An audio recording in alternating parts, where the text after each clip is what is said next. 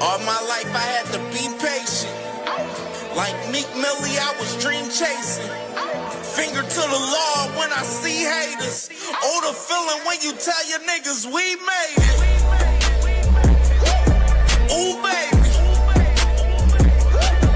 Ooh, baby. Ooh, baby. Ooh, baby. It's showtime like Kareem Lakers. I make a masterpiece, scene basic. No Meek Millie, but I'm dream chasing. Took the shortcut like Anita Baker. I want the bright lights that you see in Vegas. I need a big house with like 3 basements. Drop an M on the whip, think I'm speed racing. Don't know if it's the Transformer or the Green Ranger. My nigga Mac got the beat banging. Young nigga selling crack as a teenager. Had fiends playing baseball out here free basing. Had me showing off the rings like a Freemason. My mama gone, but I keep pacing. Trying to keep it all together like I need braces. Family calling when they need favors. When I was broke, they was acting like complete strangers. All my life I had to be patient. Like Meek Millie, I was dream chasing. Finger to the law when I see haters. Oh, the feeling when you tell your niggas we made it. Ooh, baby. Ooh, baby. Ooh, baby. Ooh, baby. Rest in peace, the Nippy was the street savior. Got my credit right now, I need acres. Gotta turn your dirty money into clean paper. Trying to own a franchise without a key player. I go through hoes like I weave laces. Tree blazers, let they mama noodles be flavored. Meat takers that be acting like the sacred. You bust in, you would think they on their knees praying. Then I slide like a screensaver. When I'm done, make some scrambled eggs, cheese, bacon. Then it's on to the next, I ain't a speed dater. Little bitch ain't gon' hear from me till weeks later. I don't see no things changing. Kids still dodging bullets like they seen Matrix. These young niggas really need saving, but OGs won't teach them that the street's dangerous. All my life I had to be patient. Like Meek Millie, I was dream chasing. Finger to the law when I see haters. Oh, the feeling when you tell your niggas we made it. Ooh, baby. It's live. It's live. It's local. It's boxing. Jetta Promotions returns to Charm City at the Hilton, Baltimore Inner Harbor, 401 West Pratt Street in Baltimore, Maryland. Saturday, April 25th, for a night of championship boxing, featuring a host of young professionals and future champions. Fighters like Scooter Davis, Tyler Langer, Ezra Turner, Bria Miller, Sharamay Patricio, Muhammad Robinson, Demetrius Ballard, Omari Lawrence. Come out and see them live and in person. Enjoy the thunder of the leather and the pace of the action. Don't think about it, be about it. Get your tickets today, JettaPromotionsBoxing.com. That's JettaPromotionsBoxing.com.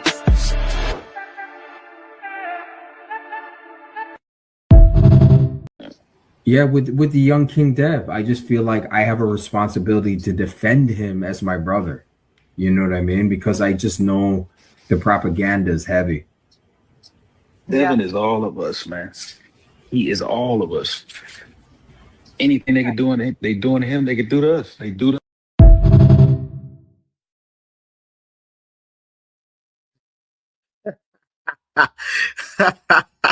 What's going on, my peoples, man? Y'all already know the vibes, man. KMJ Network, back at it, man. Tuesday morning, a little late today, man. I had to run an errand before I had to start the show, you know what I mean? But I got back in time and put the show together, you feel me? So we can get this thing going for this morning. Y'all know the vibes, man. Make sure y'all hit that like button. Make sure y'all hit the hype button, hype this show up. It helps us in the algorithm. We need y'all help in the algorithm, most definitely.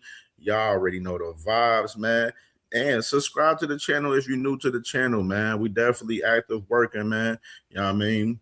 Been doing several streams these past few weeks, you know what I'm saying, throughout the week, you know what I mean? So definitely subscribe to the channel, man. We definitely active. I got to get my video catalog back going, man. I got to drop some vids and stuff today. I know me and Jad, we supposed to link and do Read the Room today and record today too. So we got a lot of stuff coming on the channel, man. So y'all already know. And make sure y'all subscribe to my sister, Jad Queen Boxing, as well, man. Definitely putting in work. She just dropped a crazy video on Claressa, which we going to talk about Miss Claressa today. We're going to talk about Miss Claressa today, most definitely. You know what I'm saying? We got a lot to talk about, I can say. Not so much crazy news dropping in the sport of boxing currently, but we did get some news a little bit yesterday that dropped yesterday during the show yesterday, and then some dropped after, which, we're going to get into all of that news. For as the Haney fans being emotional still, they still emotional, crying about Devin Haney duck sauce with Mr. Rolly Romero, Abdullah Mason, Joe Cordina. They got a date. They got a venue. It's lit. We're going to talk about that most definitely. Ohio shit. My brother Abdullah Mason back in action. We definitely going to talk about that. Talk about the other couple of fights that got announced yesterday as well with we already knew about Keyshawn. We talked about Keyshawn this past weekend with him and Nair Albright. We're going to talk about a little bit Raymond Ford and Ashaki Foster. We're going to talk about that a little bit. And, of course, we're going to talk about Claressa, man. She trying to big dog MVP, man. She trying to big dog MVP, man. You know what I'm saying? Which is nasty work. And I briefly talked about her little motion yesterday that she had with Lauren Price, man. But we're going to get a little bit in depth with that a little bit today for sure, man. So let me salute to the family that's in the building so far. And like I said, make sure y'all hit that like button, hit that hype button as well. And $ Cash App if y'all want to support the channel through Cash App or Super Chat or Super Thanks. You know what I'm saying? Any donation y'all give to the channel, man, we surely appreciate it. And it always go back forward to the channel, always. You know what I mean? Because, it ain't cheap doing this content. I'll just tell you that. And you feel me? So salute to my brother, All Things in the building, man. My brother, you heard my man. He said smash that like button, man. Smash the like button for sure, man. Smash the like button. Share this on your socials. Whatever socials you have. Twitter, Facebook, Instagram, TikTok, Snapchat, all of that good shit. Share this shit so we can get this content in the algorithm, man. You know what I'm saying? The truth need to be heard out in the algorithm. Much as possible. Much as possible. Salute to my brother Ace Austin in the building, man. My brother Ace Austin, what's good, my boy? What's popping, man? SBG Mello in the building, my dog, man. What's good, my boy? What's popping, boy? Yeah, and my sister Kwee is in the building. Texas in the building. Y'all already know, man. Y'all subscribe to my sister Kwee. Definitely doing great work on her channel, man. I know she gonna be talking about them women coming up this Thursday night, man. The women that was balling out this past weekend in the Final Four, man. Saudi, South Carolina didn't get the dub. Sorry about that. I'm still like sorry, but it's all good, man. UCLA, I'm a Big Ten fan, so Big Ten, they the one, and then the women and men. Yuck, Michigan won the natty. Yo, I hate Michigan, dog. I can't even lie. I hate Michigan in all phases. It's look, my brother, All Things again. You already know.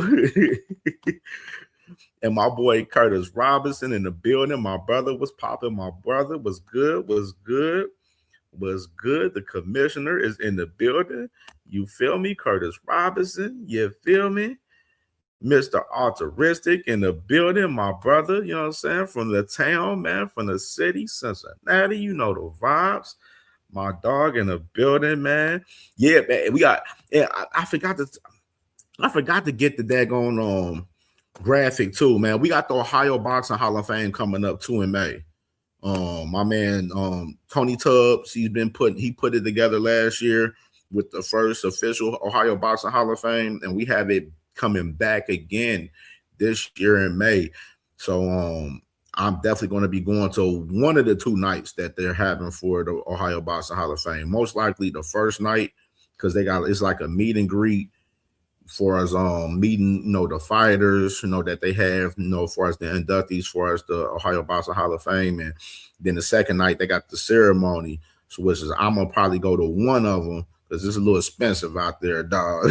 But I'm gonna go to one of them, probably the meet and greet, so I can mess around and get some good content with some of the fighters and stuff. You know what I mean? Interview some fighters and some trainers and stuff. And so we got the Ohio Boxing Hall of Fame coming up in May.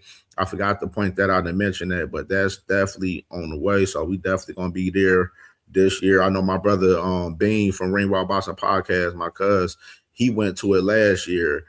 He interviewed Tony Tubbs last year, you know what I mean, building up, promoting an event. So pretty sure me and him, we definitely gonna lock horns and make sure we be up there for that this year as well. Let me see what else. My brother Lee Jackson in the building. My brother Lee Jack, what's good, my boy? Was good, man. Was good. And my brother Curtis Jackson with the first super chat of the day. He said with the $2 super chat. He said just a little color. That's all, King. Keep grinding. Absolutely, man. Appreciate you, my brother. Appreciate you. You already know the vibes, man. Yeah. So my boy Josh Sanders in the building. Louisville's finest in the building. You know what I'm saying? My brother John Sanders. What's good, my boy? You already know the vibes, man. So, all right, man, we ain't gonna even hold this content up, man. Let's go ahead and get the, popping it a little bit, man. And let me go ahead and start off with this clip, man. Start with Big Dre's. I played it in earlier in the show starting off, but I want to play it again so we can go ahead and get it started off with the first topic first real quick. But let us play this commercial real quick from Big Dre and my boy D1 on this one. It's live. It's local. It's boxing. Jetta Promotions returns to Charm City at the Hilton, Baltimore Inner Harbor, 401 West Pratt Street in Baltimore, Maryland. Saturday, April 25th, for a night of championship boxing, featuring a host of young professionals and future champions. Fighters like Scooter Davis, Tyler Langer, Ezra Turner, Bria Miller, Sharamay Patricio, Muhammad Robinson, Demetrius Ballard, Omari Lawrence. Come out and see them live and in person. Enjoy the thunder of the leather and the pace of the action. Don't think about it, be about it. Get your tickets today, JettaPromotionsBoxing.com. That's JettaPromotionsBoxing.com.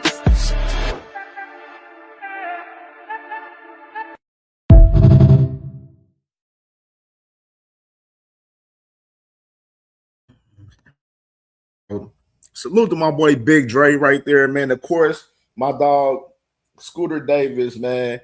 You know what I'm saying? The future world champion. You know what I'm saying? The future of boxing. You know what I'm saying? Scooter Davis is back in action April 25th out there in the Maryland area, man. So if y'all in the DMV and y'all ain't got nothing going on and y'all love boxing, hey, go check this event out, man. They got a lot of young killers out there in the DMV area. And Scooter Davis, of course, he's a top-ranked guy. Definitely been putting in work. His last 4 fights, he done stopped guys off of body shots. You know what I'm saying? So we can probably assume it may be the same thing coming up April 25th for my dog Scooter, man, for sure. So salute to my boy Scooter. Salute to Big Dre and D1 with that drop for sure, man. That drop was definitely dope. And shark season, man. Shark season, dog. Yeah, man. Shark season, dog. You know what I'm saying? I'm excited about what Scooter, he's doing. You know what I'm saying? I'm excited with Scooter's building. You know what I'm saying? He's continued to get, better and better each fight. And the shit gonna be lit, man. It's gonna be lit, man, coming up April 25th, man. You already know I'm gonna be showing some highlights from my dog. You know what I'm saying? And salute to my brother J, man, in the building, man. My brother Mr. Arthur Rizzik in the building, J-Man in the building, man. I feel good. My Cincinnati brothers is in the building, man. You know what I'm saying? I'm loving it. You know what I'm saying? I'm loving it. I feel good this morning. And my brother, Opulent LDTV in the building. My brother, man. Salute to my brother. Make sure y'all subscribe to Opulent, man. Doing great work on this channel, man. I love what he's doing. You know what I mean? And definitely support my brother. Support my brother, Opulent. Support my sister, Queequeg. They both doing great work on their channel, man. So definitely support my family. Support the family. You know what I mean? We got to push each other. So I'm the main person that's going to be pushing everybody. You know what I'm saying? You know what I'm saying? Because we all family and we all got to support each other as well. Support my brother, Crush the Legend, as well. I ain't see him this morning. I was waiting on him, but he probably had some business to take care of. It's all good. That's my brother. But Crush the Legend, make sure y'all subscribe to my brother, Crush the Legend, as well, man. My brother was cooking up. Conversation went a little left yesterday in the show. But it happens though. For sure. Salute to my brother Crush the Legend. Crush the Legend, crazy, man. He crazy, man. That's my guy.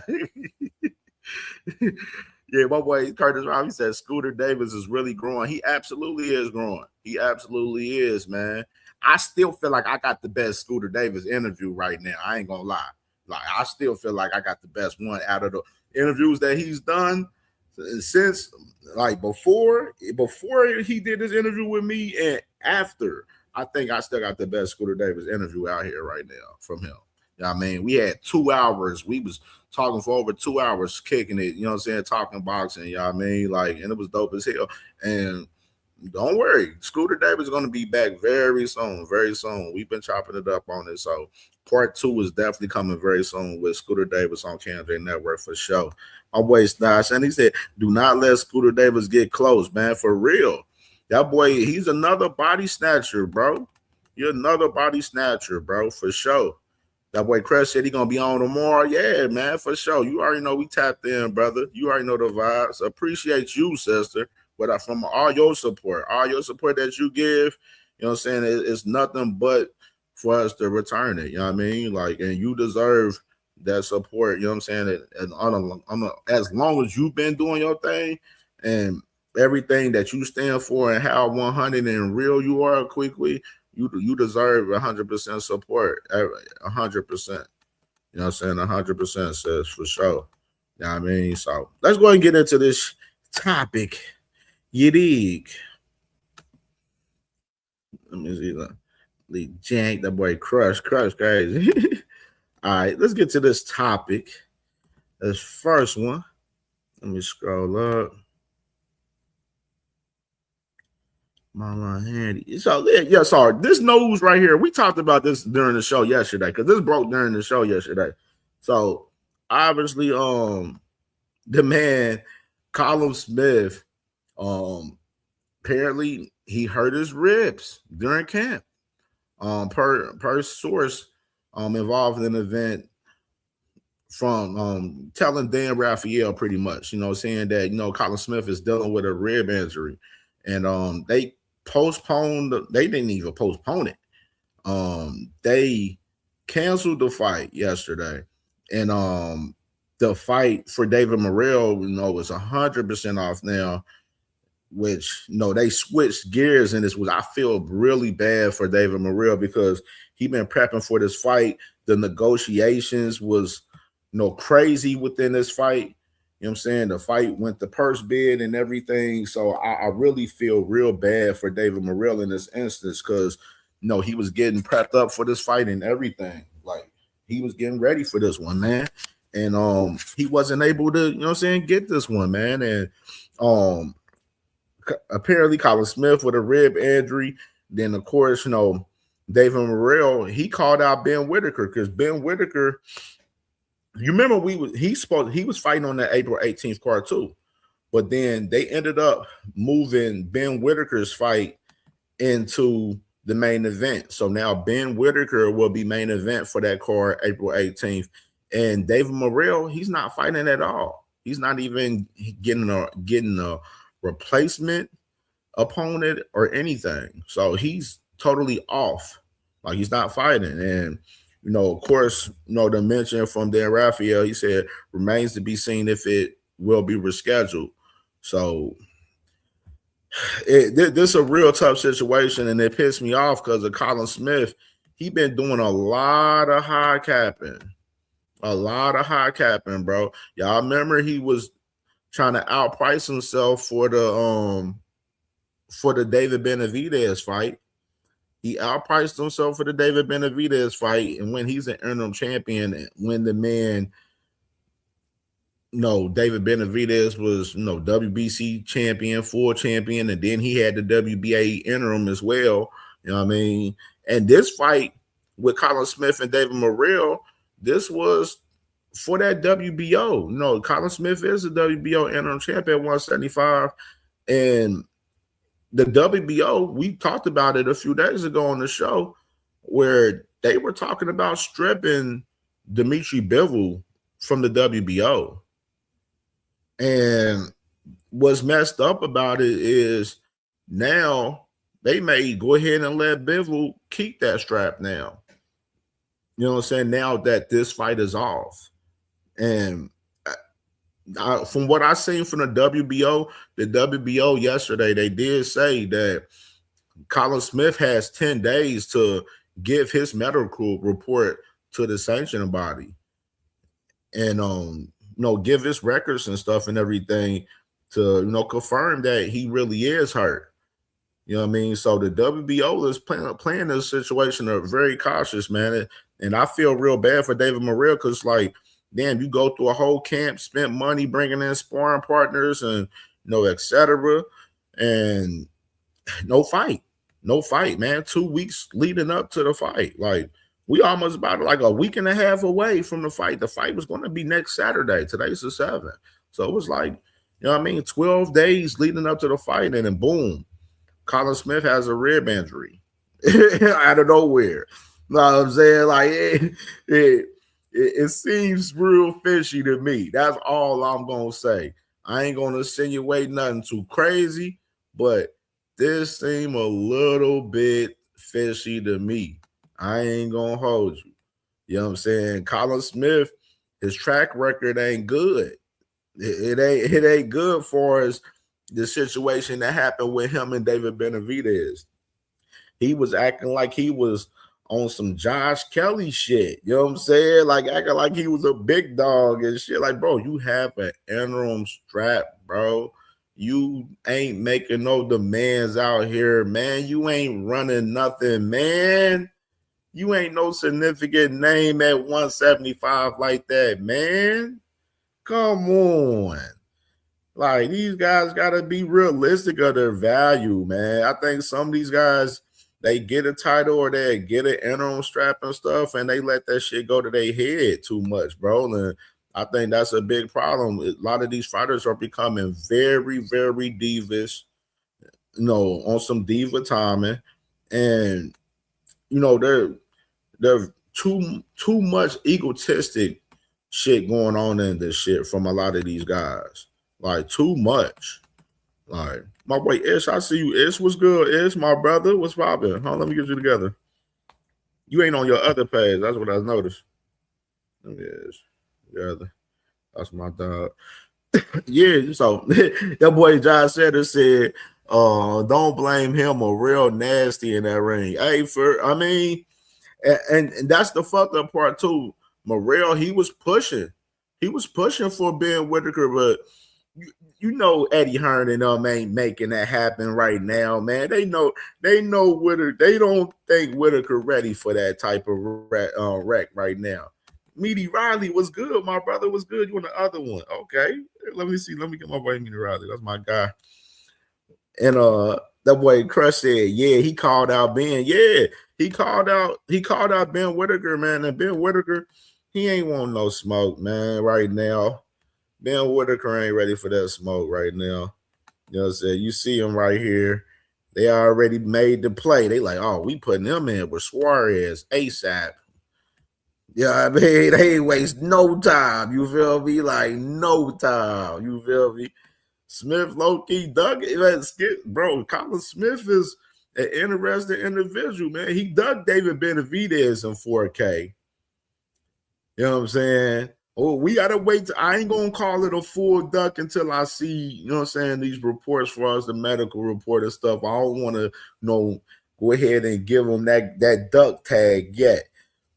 But if it look fishy with that report and the WBO, they starting to lean otherwise and want to put some action to this situation, then that's when we'll put the duck tag in. You know what I'm saying? But right now, it's not on them yet until we see this medical report, which we should see it very soon. You know what I mean? Very soon. Salute to my brother, No More Sleepwalking in the building too, my brother, man.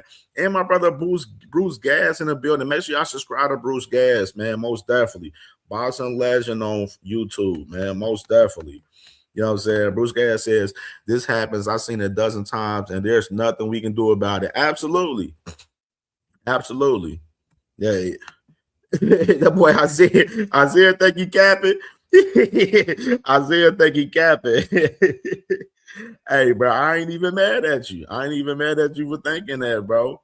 Real shit. I ain't mad at anybody if y'all think that about Callum Smith. Salute to my brother, Big Dog Willie, with the $5 super chat. He said, Bill Haney equals facts, truth, and honesty, said the Hanos clans. That's like saying spam smoothie. It doesn't got together. Ain't no clan is calling Rolly a duck. Now, see, we don't get into that because I seen these guys. I'm like, how can you, bro? Y'all make no sense. Like, y'all so emotional and trying to flip the narrative. There's no way y'all can flip the narrative, bro. That's why it's a week strong and we're still going at the Haneys right now today. That's exactly why we're still going at them. You know what I mean? Because they still trying to put out little weak ass narratives. Talk about, it was a bad deal, man. It was a bad deal, man. Nah, Devin Haney shouldn't. Nah, man, that's a bad deal for Devin Haney, man. Yeah, nah, bad deal. Like, nah, fuck all that.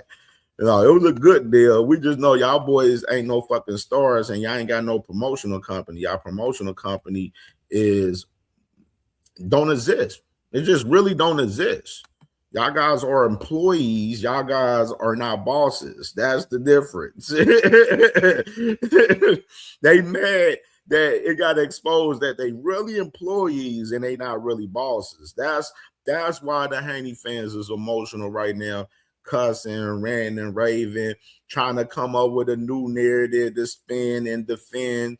And like, you can't, bro, there's nothing you can do. Y'all niggas been cooked this whole entire fucking week. And y'all still in denial about this shit. Like, fuck out of here. Come on. We got to make this make sense, bro. We just going to have to call it real, man. You know what I'm saying? Like, we just got to call it real. Call it spade and spade with it, man. For real. Guys, the only one seeing Morrell is Benavidez. Yeah, that's a fact. That boy Dodger said, nah, it's a duck regardless. The Dodger was on his helmet. Because Dodger, he came with that news yesterday. He like, yeah, man. I'm like, but that's nasty word, Callum Smith. It ain't looking good. It ain't looking good. It is not looking good. He said, Opolis said, Kev, he going to pay a doc for that report. Hey, it can be done. See, that's the thing. The duck is pending. The duck is pending though. That's why I said it's a duck pending right now. Until we see that report, that they need. See what Opulent saying that it makes me want to see the actual report. So hopefully WBO put this actual paperwork for this report, man, or Team Callum Smith put out this paperwork. We need to see the actual report and see if it's a fugazi ass report for real. Because I'm noticing, man, it'd be a lot of nasty work, man. That boy Bruce Gas said Eddie could save this show, but he won't risk Whitaker's. Oh, that's a fact right there. That is a true fact. Like, they don't want Whitaker to be in harm's risk right now. They are still building him.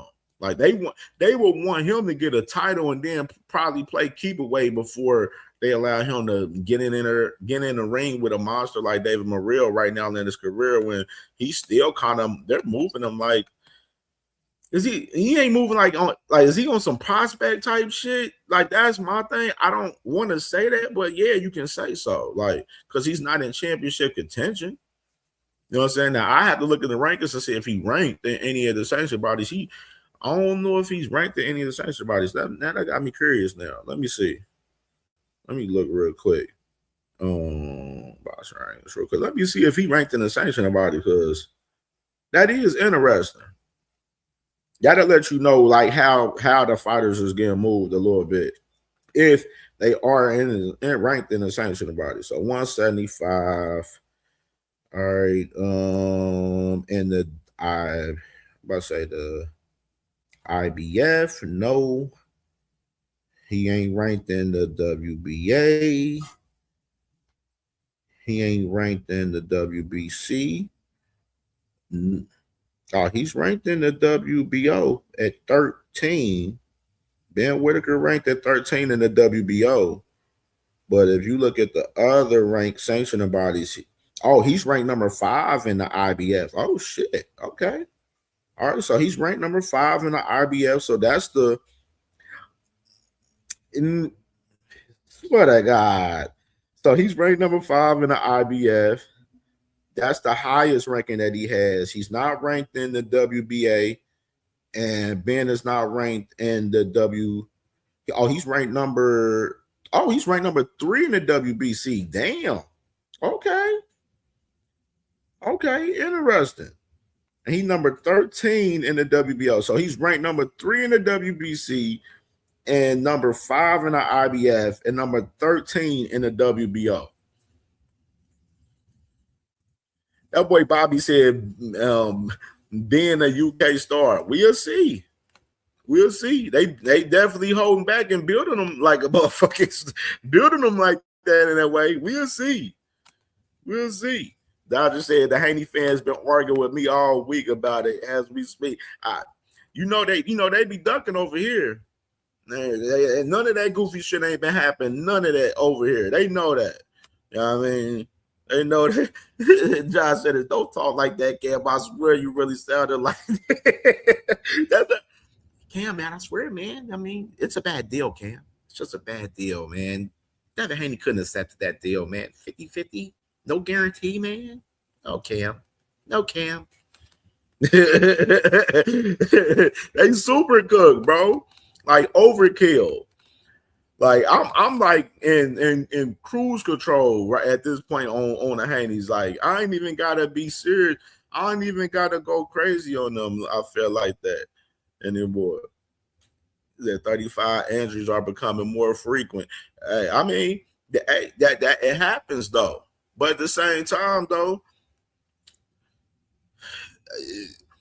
it's hard to buy it though, man. Callum Smith been moving shaky, man, the past year, dog.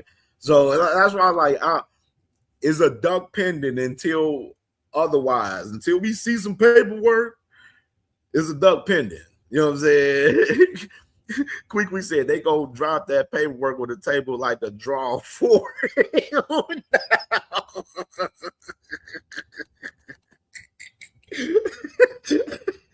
You ain't lying. I can't do no again week. Oh man.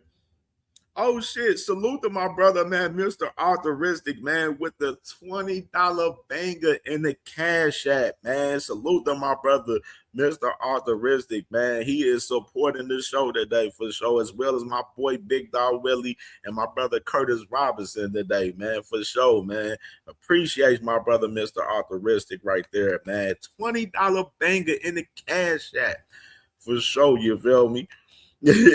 Shell Moore said Whitaker's a prospect. I mean, he in the sanctioning body, so if you number 3 in the sanctioning body, bro, and you number 5 in another one, you ain't no prospect. You in championship contention, so the wheels got to come off.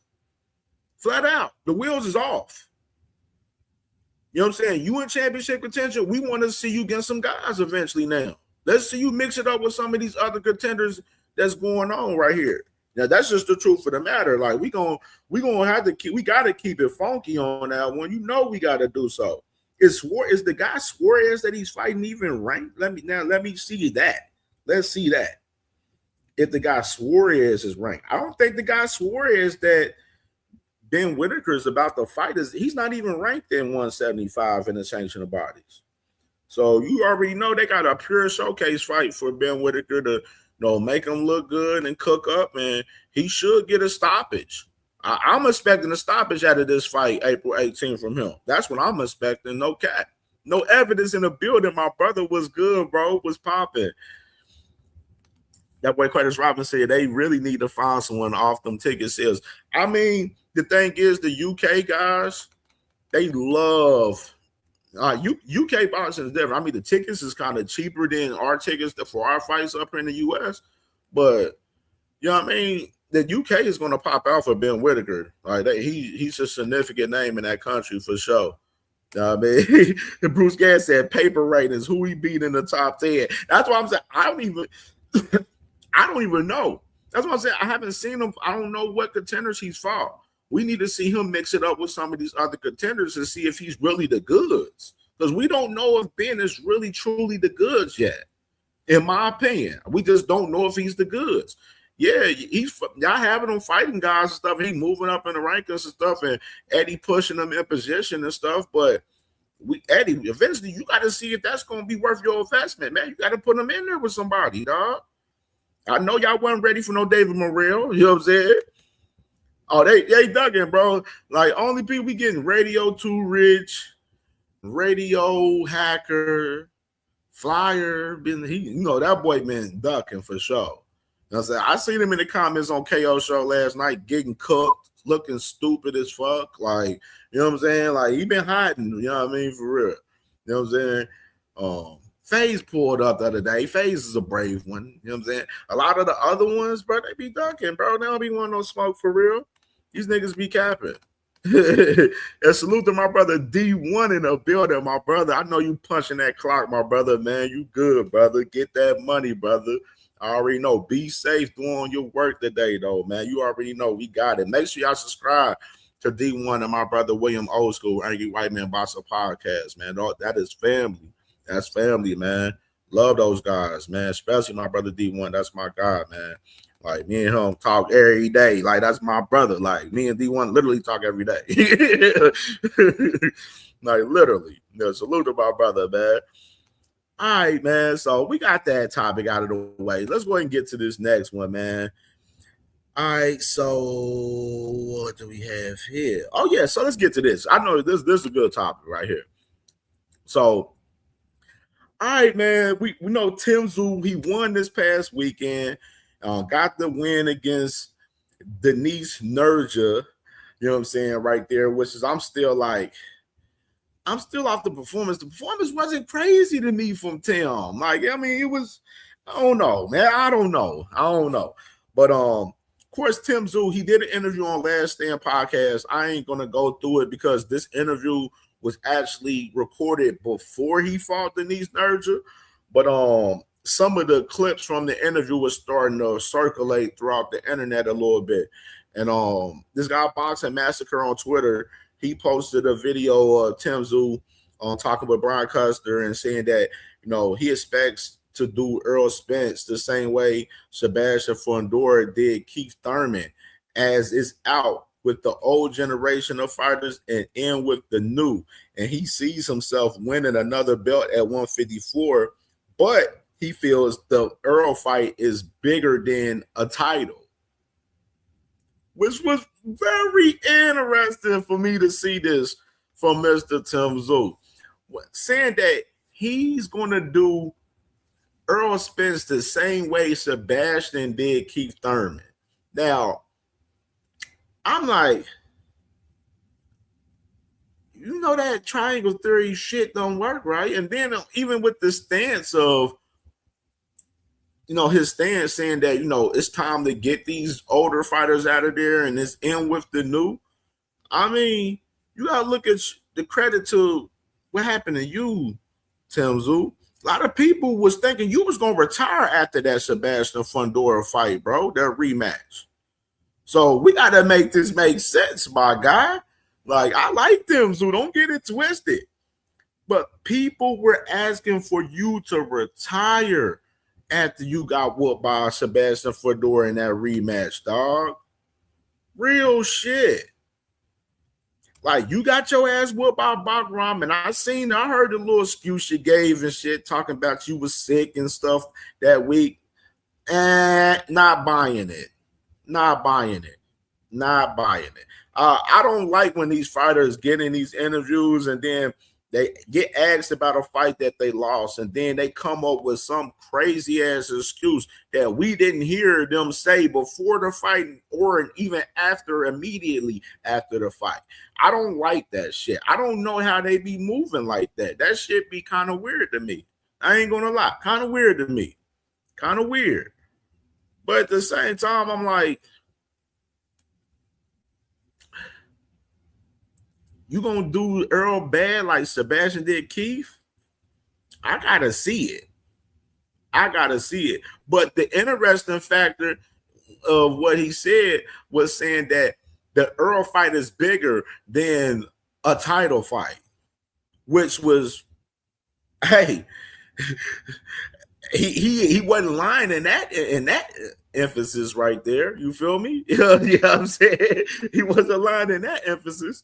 But of course, the boy, Mr. Earl Spence is always watching. You know what I'm saying? He's always watching. You know what I mean? Of course. So, of course, you know, Earl Spence, he's seen that tweet and he responded to it with, the baby emoji. Yeah. Then he said, the only thing I heard was fighting me is bigger than winning a belt. LOL. So Earl Spence says the only thing I heard was fighting me is bigger than winning a belt. Laugh out loud right there. Which you gotta love it, bro. You gotta love Earl's energy, bro. Earl, I ain't gonna lie. I'm loving the confidence, man. I'm really loving the confidence. Like, I'm loving the confidence I'm seeing from Earl Spence, man, right now. And he popping his shit, man. You seen what he said yesterday, man. That man Earl is popping his shit, and I'm loving it. Like that, I'm loving it. You seen what he said yesterday? He said, you think shit's sweet, I'm gonna do you so bad. And I'm like, hey, I'm rocking with what Earl talking about out here right now, man. I'm loving the energy. Like, I'm loving the energy. Can't fake the energy at all. And Earl, he's a man of many, of few words. He don't talk much. But you got Earl talking out early like this right now. It's getting me excited for this fight. It's getting me excited for it now. I'm getting excited for this fight. I can't lie. I'm definitely can't. He clowning, bro. Curtis said Tim talk a lot of stuff. He need to calm down fucking with the big fish. Hey, man. Hey now. Shel Moore said, what's wrong with Zoo saying that he is going to fuck Earl up? What is Zoo supposed to say? Hey, I don't have no problem. Pop your shit. Just stand on it when you get in that square ring. That's all I'm saying. Pop your shit. I like this shit talking. Y'all know I love some shit talking. Everybody know I love some back and forth shit talking. Y'all know I love that. You know what I mean? But you gotta back it up in the ring, though. The ring is gonna tell if all the shit talking is 100 from either fighter. That's the only thing. You know what I mean? But we ain't gonna act like this Earl Spence fight ain't a winnable fight for Tszyu. I mean for Earl. This fight, the style for Tszyu poses right for Earl Spence. Like it's gonna be a banger ass fight. It's gonna be a banger ass fight. Yeah, sis, it be going down on Twitter, sis. I ain't gonna hold you. It be going down on Twitter. All I do is I go on there for the content and stuff. I ain't got time to be going back and forth with no trolls on Twitter.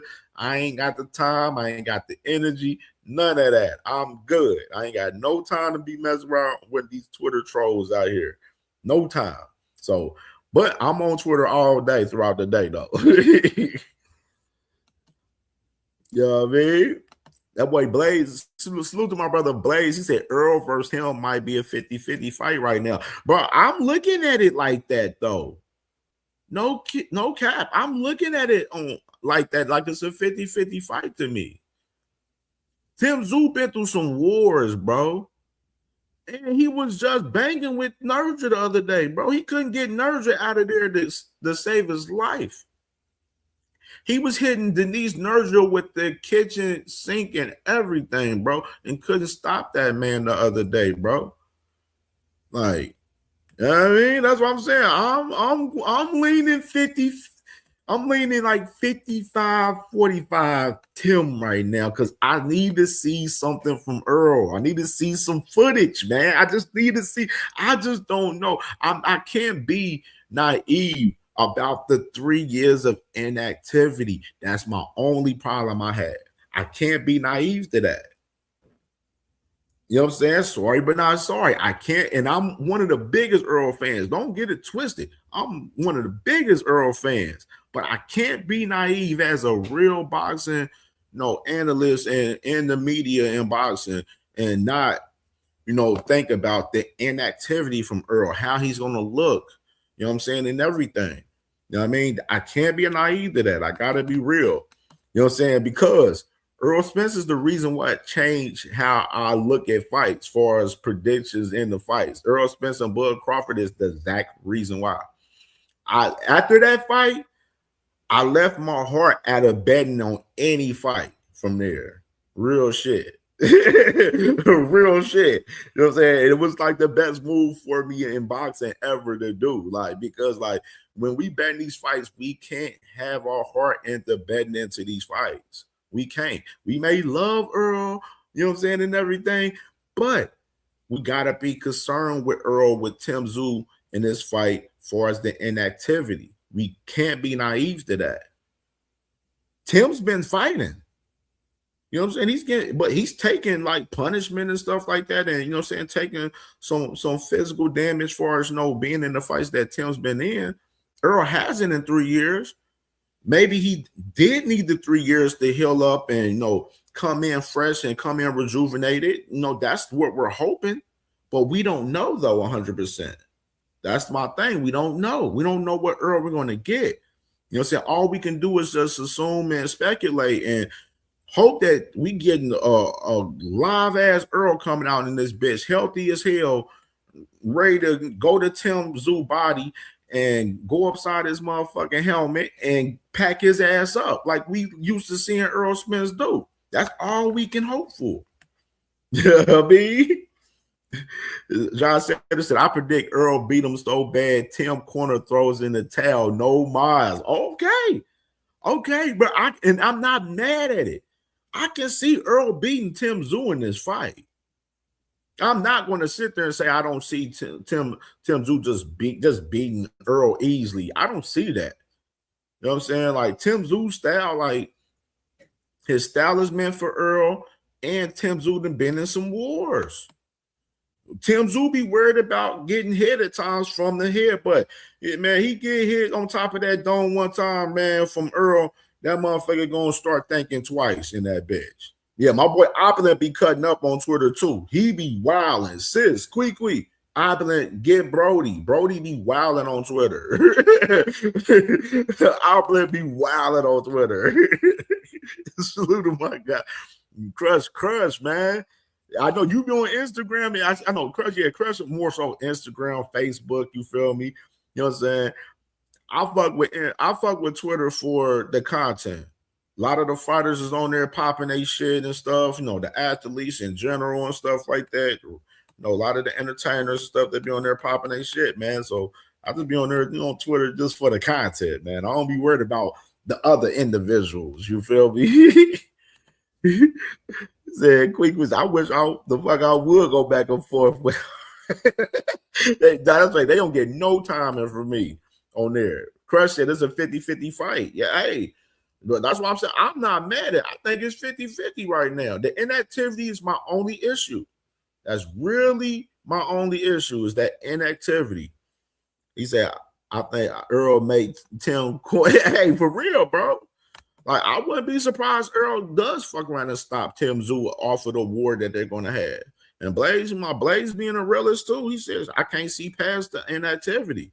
You know what I'm saying? Like that inactivity is we're seeing with some of these older fighters that is playing effect in some of these fights with them. So that's why we can't be naive to that. That's why I wanted to take heave in that. You know what I'm saying? For everyone. You know what I'm saying? We can't disregard the inactivity from Earl.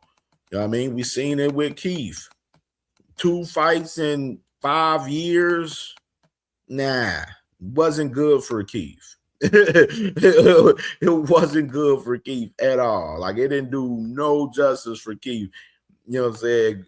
Fighting a Sebastian Fundora, even though some people just believe just in general, just the size, the height, and everything was just an issue for Keith 100%. You know what I mean? So we shall see. We shall see, man. I like EJ in this fight more than people, you know what I'm saying, believe, man. And salute to my boy, Rare Breed Boxing Talk, man. My brother with the $5 super chat saying, salute Cam J supporting the grind, man. Appreciate my brother, man. Rare Breed, man. My guy, man. Salute, brother. Salute, man, for sure. Yeah, man. So, yeah. All right. So let's get it cracking with this next one, man. Where is it at? All right, so let's go and talk about these fights then. Let's get it cracking with some of these fights that got announced. Now, we talked about this last week where we were saying that this fight, they was aiming for May 30th for Shockey Foster and Raymond Ford. And the deal is done. The deal is done, man. I was hoping that this fight would have been on the Boosters and the card. But one thing I got to say, and salute to the guys, Top Rank. Top Rank, they are doing a thing, bro. 3 fights on the zone booked by Top Rank, between Top Rank and Matchroom. 3 fights locked in. No Turkey a la Sheik. I repeat, 3 fights between Top Rank and the zone just got made in this last month. The last 2 weeks, if we want to keep it 1,000. The last 2 weeks, 3 fights between Top Rank and Matchroom been made with the zone. No Turkey a la Sheik. Y'all think, just sit on that and just think about it just for a second. Just think about the fact that we just seen literally 3 fights between Xander Zayas and Boots Ennis. This fight with Shockey Foster and Raymond Ford, and the other fight that we got on the thumbnail with Abdullah Mason and Joe Cordina. That's 3 fights between Top Rank and Matchroom, along with the zone being made among these 2 companies. No Turkey a la Sheik. That's significant right there. This is boxing. This is some real big dog shit. No huddling up, asking, I want more, doing all this extra shit and extra talking. No, these guys handling the business behind the scenes and getting the deal done. Raymond Ford was trying to be public with the whole conversation, and Shockey Foster told him to shut the fuck up and let's get the deal done. And they got the deal done. Salute to my sister, Miss Joette, in the building. Salute to my sister, man. Y'all already know that's my hitter right there. Hey, Miss Joette, get you. You're getting out of line in the chat, man. You know what I mean? Raymond Ford was trying to do a little bit of public negotiations. Shockey said, no, let's keep this, bro. We getting the fight. My team talking to your team. We gonna get the fight done. And that's my problem with some of these youngins, man. Too many public negotiations, so much out there just talking, just doing too much talking and not enough action. You know what I mean? And I love this fight. I love this fight. Blaze said, Shock versus Savage. Let's go. I love this fight. And it's in Houston. Sis, Quee. This fight in Houston, sister. This fight is in Houston, man. Fight is in Houston, man. So Shockey Foster getting a homecoming in Houston for this fight with Raymond Ford, which I love that. I think Shockey deserves it. I think he deserves a hometown fight and to, be able to fight in front of his fans and defend his strap and go at this motherfucker Raymond Ford, man. They got a hot storyline with Shockey Foster and Shakur Stevenson. Shockey Foster then told the boy Raymond Ford, I'm gonna beat the son up, and then I'm going after your daddy. You know what I'm saying? And then the boy Raymond Ford was like, you ain't gonna get to him. You ain't gonna get to him. You ain't gonna get to him. I'm like, bro, did you just hear that man say that Shakur is your daddy?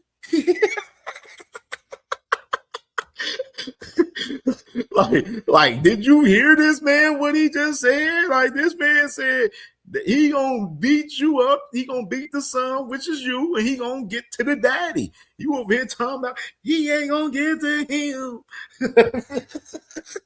I was like, what the fuck, bro? Like, come on. Like, are you shitting me? And Sid said, that's how it should be without Turkey. Yeah, and that's what we're seeing. We're seeing that right now. A lot of these fights is being done without Turkey Al-Sheikh. Turkey Al-Sheikh, he gave us his list of people that he working with right now for the year. You know what I mean? The Crush said, and no turkey links on a platter. Facts.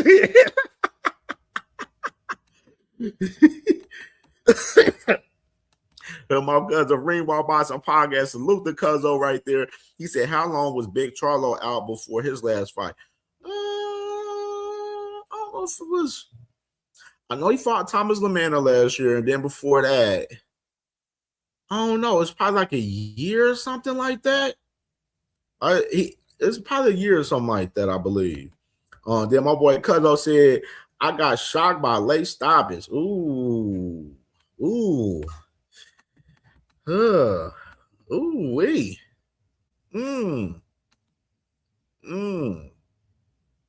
I like Shock in this fight, by the way, too, myself.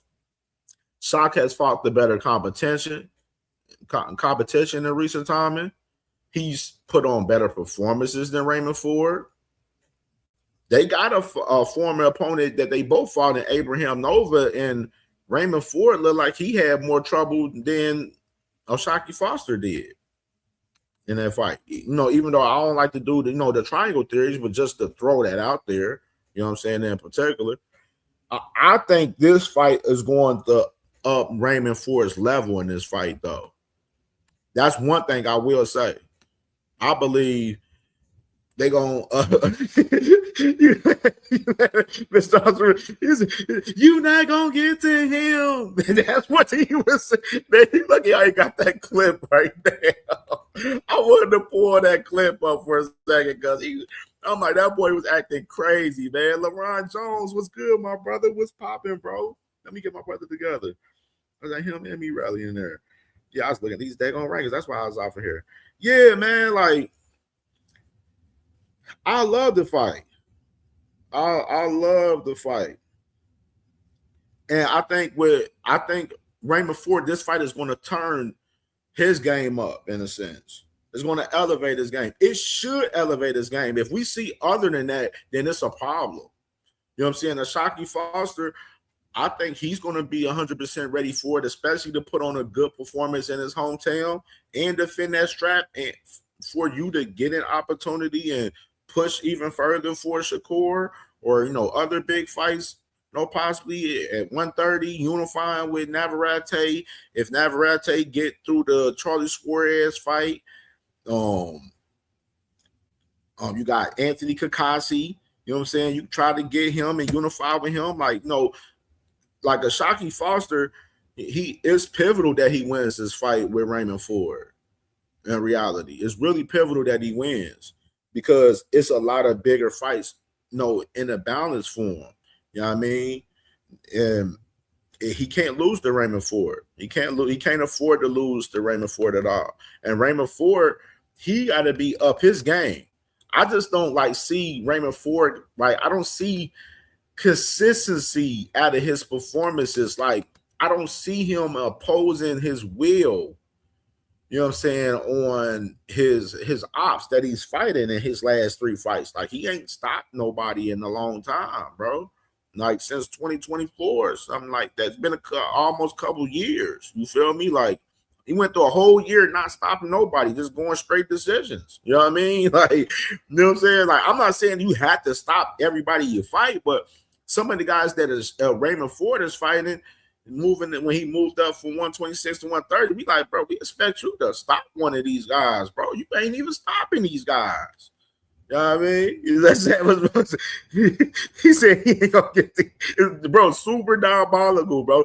That's why I said I think for us the mental aspect into the fight, the build up, I think Ashaki Foster gonna be getting Raymond Ford out of his body for us emotional, because we seen it with that clip between them guys. Raymond Ford was emotional in that clip. You know what I'm saying? He was emotional. He didn't know what to say. You know what I'm saying? That man couldn't even respond back to the bull. Raymond, Ashaki Foster, you feel me? Like my boy Lee Jack said he got shocked. Yeah, man, I'm running with shock right now. I don't know if he stops Ray Ford, though. I can say, like, I'm saying, I say decision right now. I don't think he stops Raymond Ford, though. I think it's going to be a good-ass scrap, though, between these guys. You ain't going to get that. Seven's Bo, my brother, man. Salute, bro. He said, man, I said what, too? He said, Ford might get done like Foden. Hey, for real. You know what I'm saying? I don't know what Cool Boy was on. Cool Boy was tripping. That boy Sheldon Moore said, I got savage Ray by TKO. Shut the fuck up, Sheldon. Get the fuck out of here, man. You fuck out of here. You, bro. He could, bro. Hold on. Let's do this, man. Let's do this. Let me go to, I ain't even going to pull it up on the computer, man. I ain't going to even pull it up on the computer. Let's do this. Let me go ahead and pull up Raymond Ford box rack real quick, man, to see about these fights. When the last time we stopped somebody, technically, man? He 27. Okay, let's see. All right, so last year he fought Abraham Nova. That went to a unanimous decision. I remember covering that fight and watching that fight. That boy was banging with Abraham Nova. Then he fought Thomas Matisse. Went to decision with him. So the two fights that Raymond Ford had in 2025, he went to decision. 2024, his first fight at 130 against Orlando Gonzalez, he won by decision. Of course, he lost to Nick Ball in 2024, where he lost that title, where I felt like he won that fight. I ain't gonna lie. I felt like Ray Ford won that fight against Nick Ball. They robbed him, though. Of course, he had that banger fight with Kolmatov, on Top Rank. That's when he won the 126 title. He stopped him in 2024. So Raymond Ford has not had a knockout literally in 2 years. Since he was at 126. Since he's been at 130, he hasn't stopped nobody. You better read this thing, read the room in that show more. Understand. Oh, the man Raymond Ford has not stopped nobody since he's been at 130 pounds.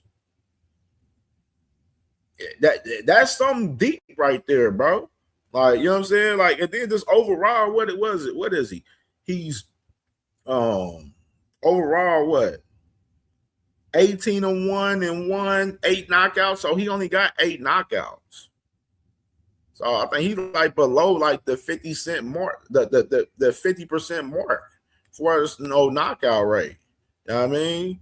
I don't see that man Ray Ford stopping Ashaki. I just don't see it. Salute to my sister 2 Cents Boxing. Make sure y'all subscribe to my sister 2 Cents Boxing as well, man. One of the best in the game doing this shit. She been cooking niggas out here, having niggas in their feelings and emotional and everything. Y'all be definitely, man. Salute to my sis, man. 2 Cents for sure. SBG Mello said he got shocked. I like shock too, bro. I like shock in this one. You know what I'm saying? He said if Ford get that belt, he holding on to that belt forever. That would be a fact.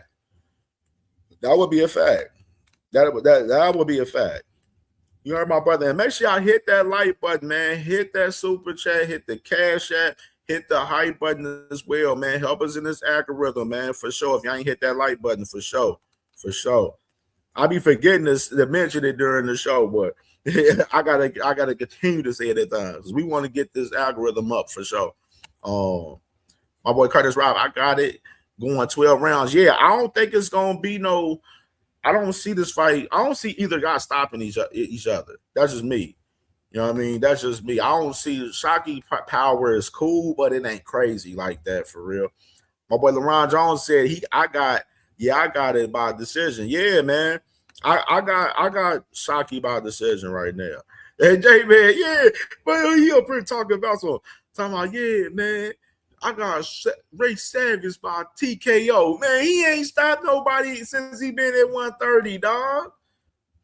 You know what I'm saying? Like, I got to read the room myself into that and be like, man, he ain't stopping nobody at 130. So he's all of a sudden just going to stop a Shockey Foster out of nowhere? Come on now. Like, come on now. Like, you know what I'm saying? You know I got to be real, man, for real. And, I love Mr. Shelton. That's my guy. That's my guy. You know what I'm saying? T Hill in the building. What's good with my brother T Hill, man? One of the big hitters on the channel, man, for sure. For sure. Man, I said what too? He said Ford was losing that one fight and stopped doing the knife. I think it was, that was the fight with Komatov. That was the fight that he won that 126-pound title. And then he was looking to move up to 130. He stayed his ass at 126. And he ended up getting robbed in that fight by Nick Ball. I thought he won against Nick Ball. I ain't gonna lie about that. I did feel he won that fight with Nick Ball. They robbed him bad in that fight. And that was nasty work. Sheldon Moore said when the last time Shockey says, but see, this the thing though, Sheldon Moore. I ain't saying Shockey gonna stop Ray Ford. That's one thing we gotta have context to. I didn't say Shockey Foster was going to stop Raymond Ford. You said Raymond Ford was going to stop Shockey. So that's when we looked in behind that resume and see when he stopped somebody. But we can look at it though. Hold on, let me go check out. Let me check it out. Did they put him on the box rack yet? Nah, they ain't put him on the box rack yet. All right, so let's go ahead. Let's go ahead and check out Shockey real quick, man. Since you ask, because either guy, that's why I said I don't see either guy stopping either one because they both don't have no crazy knockout power like that. You know what I mean? In their perspective. Now, the Shockey Foster, 24-3, 12 knockouts. Like I said, he got more knockouts than Ford do, though. Last time a Shockey stopped somebody was 2023 against Eduardo Hernandez. You know what I mean? That's why I said Shockey, he ain't had a stoppage in a while. But we seen the performances that he had with Ray Vargas, where he took Ray Vargas off. You know what I mean? We seen the performance where he got robbed by Robinson and Conceição in that first fight. And then that second fight, he came back and dominated him, even though they put it as a split decision. They was trying to get over on Shockey that first fight. That's what was was making me iffy when Shockey was working with Top Rank. I'm like, Shockey might have to look for it and making a move on Top Rank, bro, because they trying to get bro whacked for real. Like he ain't got the 100% support from Top Rank like that for real. And I think I don't know if he ended up re-ing up his deal. You know what I'm saying? But you know what I'm saying? I think his relationship with Top Rank is a lot better now, I will say. It's a lot better than what it was at that time because it was looking shaky. And around that time, around the Robinson Conceição fight, I will say that for sure. See, that's your problem, Sheldon Moore. That's when you end up picking a fight wrong when you start saying these fighters ain't shit. Ray Ford ain't did shit. And you want to go there. What has Ray Ford done besides winning that title at 126 one time, and then he defended and get whooped by Nick Ball, and after that he been at 130.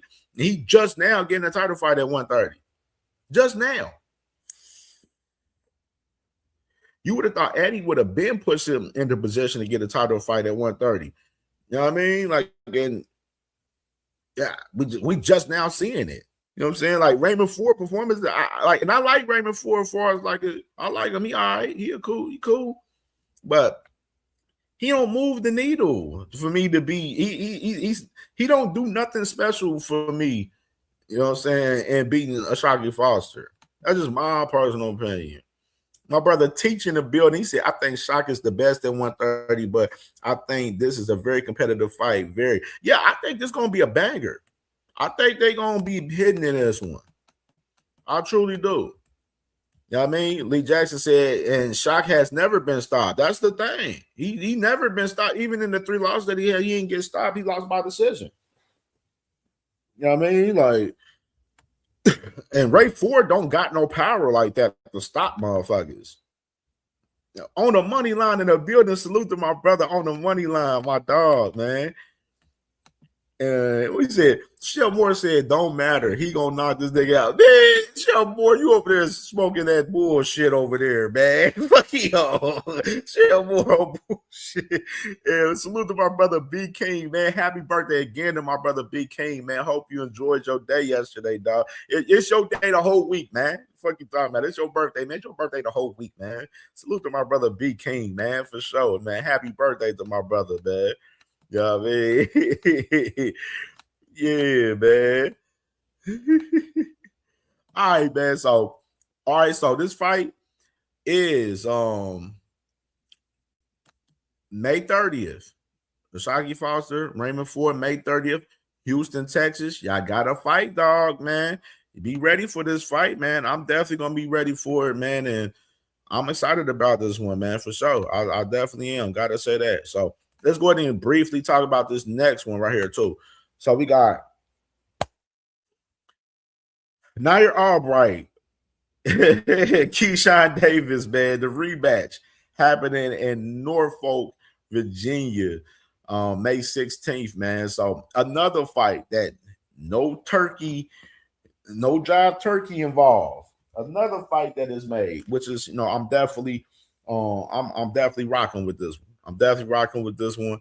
Abdullah Mason, of course, he last time he had to cover for that boy Keyshawn Davis in Norfolk, Virginia. So I am questioning to see how well Virginia receives, Keyshawn after everything has happened, which I think Keyshawn's been mending that wall up a little bit, with him doing a lot of great work in the community with, the kids and stuff and giving back and stuff to the community and everything. So I think Keyshawn will be good for us to follow him. I think Norfolk gonna pop out, especially with everything happening, the storyline behind it. Nair Albright coming back in enemy's territory back in Norfolk. You know what I'm saying? And this is a fight that Nair was pushing for a long time. So now he got it, man. He got it, and we here with it, man. My question: what is the fucking weight for this fight? What is the weight? What is the weight? That's my question. What is the weight for this fight? And nobody has said nothing. So right now, I'm gonna just go off of assumption and say that this fight is at 140.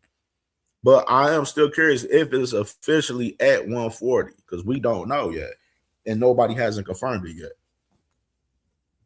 Real weird. Really weird on that. I got to say that. Really weird on that one. There you go. So what we got? I knew that boy Crush was gonna say something crazy. I knew he was gonna say something crazy. This boy Shell Moore talking about, come on, KJ, we got to get the old niggas out of the sports so the new niggas can take over. But man, I'm not pushing that though. That ain't my MO. I'm not pushing that. However, some of these old guys fuck around and whoop some of these young motherfuckers, man. Well, we can't push that near. I'm not pushing that narrative. I'm not out there like with that one, man. T said, you said it's 140? Okay, 140, man. Interesting. That's at 140. Crush said, coleslaw versus Woo. Yeah, man. Hey, y'all calling that man coleslaw is still crazy to me. I ain't gonna lie. That's just crazy to me. No cap, man. Shell Moore said, gotta go with Keyshawn. However, Albright is a threat. Absolutely. Yeah, I'm with you on that. I'm with you. My boy Ace Austin, he said, tell me why Keyshawn punk ass cloud chasing Rowley, Ryan, Devin, meanwhile having a fight sign already 1 month later. Then he says he's fighting at a 147 champion. Keyshawn is a retard. That they said you on some radio time in Keyshawn, man. You don't want to have that stigma on your name, dog. I'll tell you that right now. Keyshawn, I feel like Keyshawn, and I told people, Keyshawn was all over the place. Keyshawn didn't know. He knew he was going to fight this man, Nair Albright, the whole entire time, bro. The whole entire time. Even when he was up there bluffing on the scene with Abdullah a couple weeks ago. I told y'all that at that time. That shit was cat. That shit was cat. Super cat. And don't get me wrong, I like Keyshawn a lot in certain stuff, but it don't cost nothing to keep it real. It don't cost nothing to be you. Be you. Yeah, I like the trolling, running around at times and shit like that. But when you try to press a motherfucker like Abdullah, when behind the scenes, nigga, you already got a fight with Nair Albright, it makes you look goofy as hell.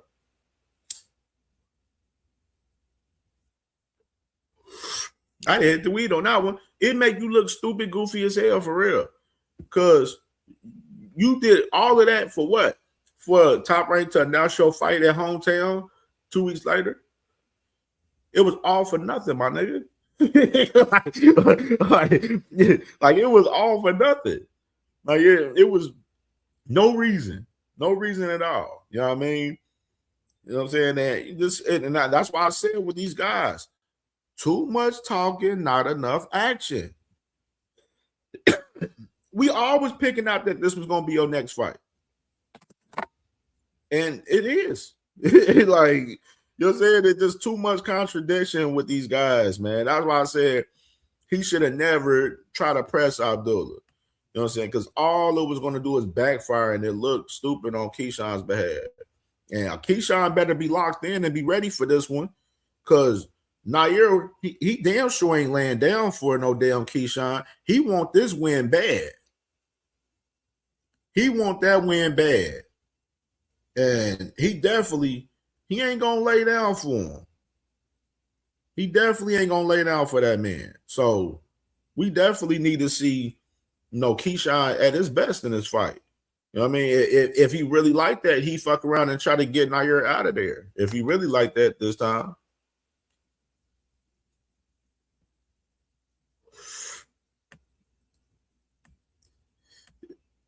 Yeah, I see them boys in the comments. What up, boy said? Was that coleslaw is crazy though? Yes, it is. Didn't Albright miss weight his last fight? Interesting. Yeah, him. I'm glad you mentioned that. No more sleepwalking. Damn.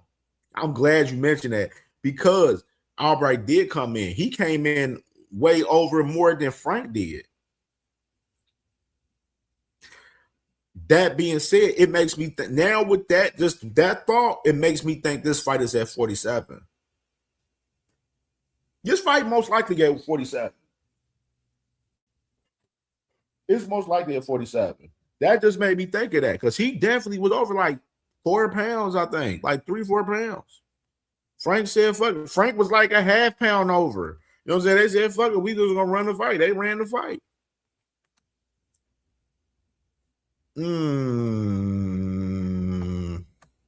That's tough, dog. That's tough.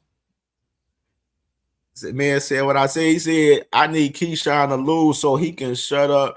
He can talk more and backtrack what he say worse than Shakur do. Man. Bro, the contradictions, bro. He part of that clan, man. The Bud print, man. The Bud clan. The Bud Buddy clan, man. They all be contradicting and lying themselves. We're going to get in on this next person, too. Real good matchup. from Ring Wild Boxing Podcast. He said 55-45 Keyshawn. Okay. I ain't sleeping on this man, Nair Albright, at all. Nair Albright, like I said, he is awkward as hell. You know what I'm saying? He's an awkward fighter, and he made the fight a little difficult for Keyshawn in that first fight. You know what I mean? So we had to keep that in context with that for sure. All right, man. All right, gotta talk about it real quick. So that fight right there with Keyshawn, May 16th in Virginia. Keyshawn Davis, Nair Albright, the rematch.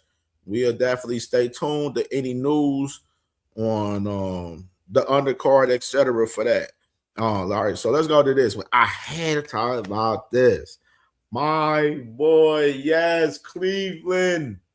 We are in the building. July 4th is going to be super fireworks in the building. Abdullah Mason. This is what we wanted, Ohio. We asked for it, Ohio. We said we need Abdullah Mason having this title fight for his first title defense in Ohio. We need it immediately. We asked for it, and Top Rank delivered. They delivered. I'm excited. When I seen this, that was the best news I seen all day yesterday, bro. When I seen this, I'm like, oh, man, Abdullah is getting a fight in Cleveland. I'm like, oh, we're in the building. I told wifey, I said, oh, yeah, get ready. We're going to Cleveland July 4th for July 4th weekend. Like, yes. Like, I'm going to probably be there probably Thursday. That's what I'm thinking. I'm thinking I might be there that Thursday for the final press conference and get content out of that, interviews and stuff like that up there, and be up there Friday for the weigh-in. And of course, Saturday for fight night, man. So, you know what I mean? You know, Cincinnati to Cleveland, it's about like 4-hour drive. It ain't nothing. You know what I'm saying? It's nothing. You know what I'm saying? We in the building, man. Abdullah Mason defending his WBO 135-pound strap versus Joe Cordina. You know what I'm saying? And one thing I wanted to add context with Abdullah, he been telling us that this fight was most likely next. He ain't pump fake and say he was trying to fight this guy and that guy and all of this extra shit. You know what I'm saying? He been letting us know that the fight most likely is Joe Cordina, and this is what it was. He ain't do the shit what Keyshawn was talking about. I want to fight this guy. I want to fight that guy. I want to fight that guy. When you're behind the scenes, you're talking about fighting Nair Albright the whole damn time. No fugazi shit. You know what I mean? Abdullah Mason, appetite for smoke, man. You know what I mean? We in the building. J-Man, Mr. Authoristic, man. We in the building, man. We are in the building. July 4th. Man. Yes, D1 said he gonna be in that bitch. For sure, bro. We in the building. It's gonna be lit, man. It's at the Cleveland Cavaliers, their arena. So it's gonna be at there, man. Which is, I know me and my brother Marcus from Ohio Runs Boxing, we was talking like, would they put Abdullah, would they put him in Cleveland Cavaliers arena, or would they do something like a little smaller, like something like Cleveland State? And we was thinking probably Cleveland State, but I think they trust and believe in Abdullah, where they like, shit, fuck that, man. We opening up the arena. You know what I'm saying? And now it's getting a lot of buzz around Ohio right now with Abdullah fighting July 4th, which now you got a lot of us around Ohio, we all talking about going and shit. And a lot of people from the Midwest gonna pull up and shit. So it's gonna be lit, man. Like, you know what I'm saying? We're gonna see Abdullah get it cracking against Joe Cordina. Joe Cordina, he's the number one contender in the WBO. And bro, that man, you think Abdullah about to go crazy in this shit, dog? He about to go so crazy in this fight. Joe Cordina, he just really fucked up bad. Abdullah is about to cook his ass so bad in Cleveland. This gonna be one of all the ass whoopings Abdullah been giving out. I think this gonna be the worst one he give out right here. This first title defense, he about to send Joe Cordina ass whooping so bad back to UK. Joe Cordina gonna wish he never came to fucking Cleveland.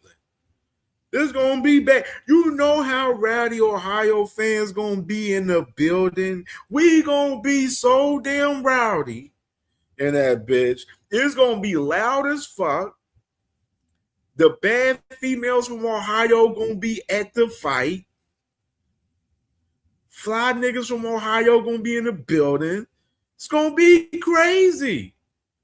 Joe Cordina, he lost the fight before it got announced, pretty much, dog.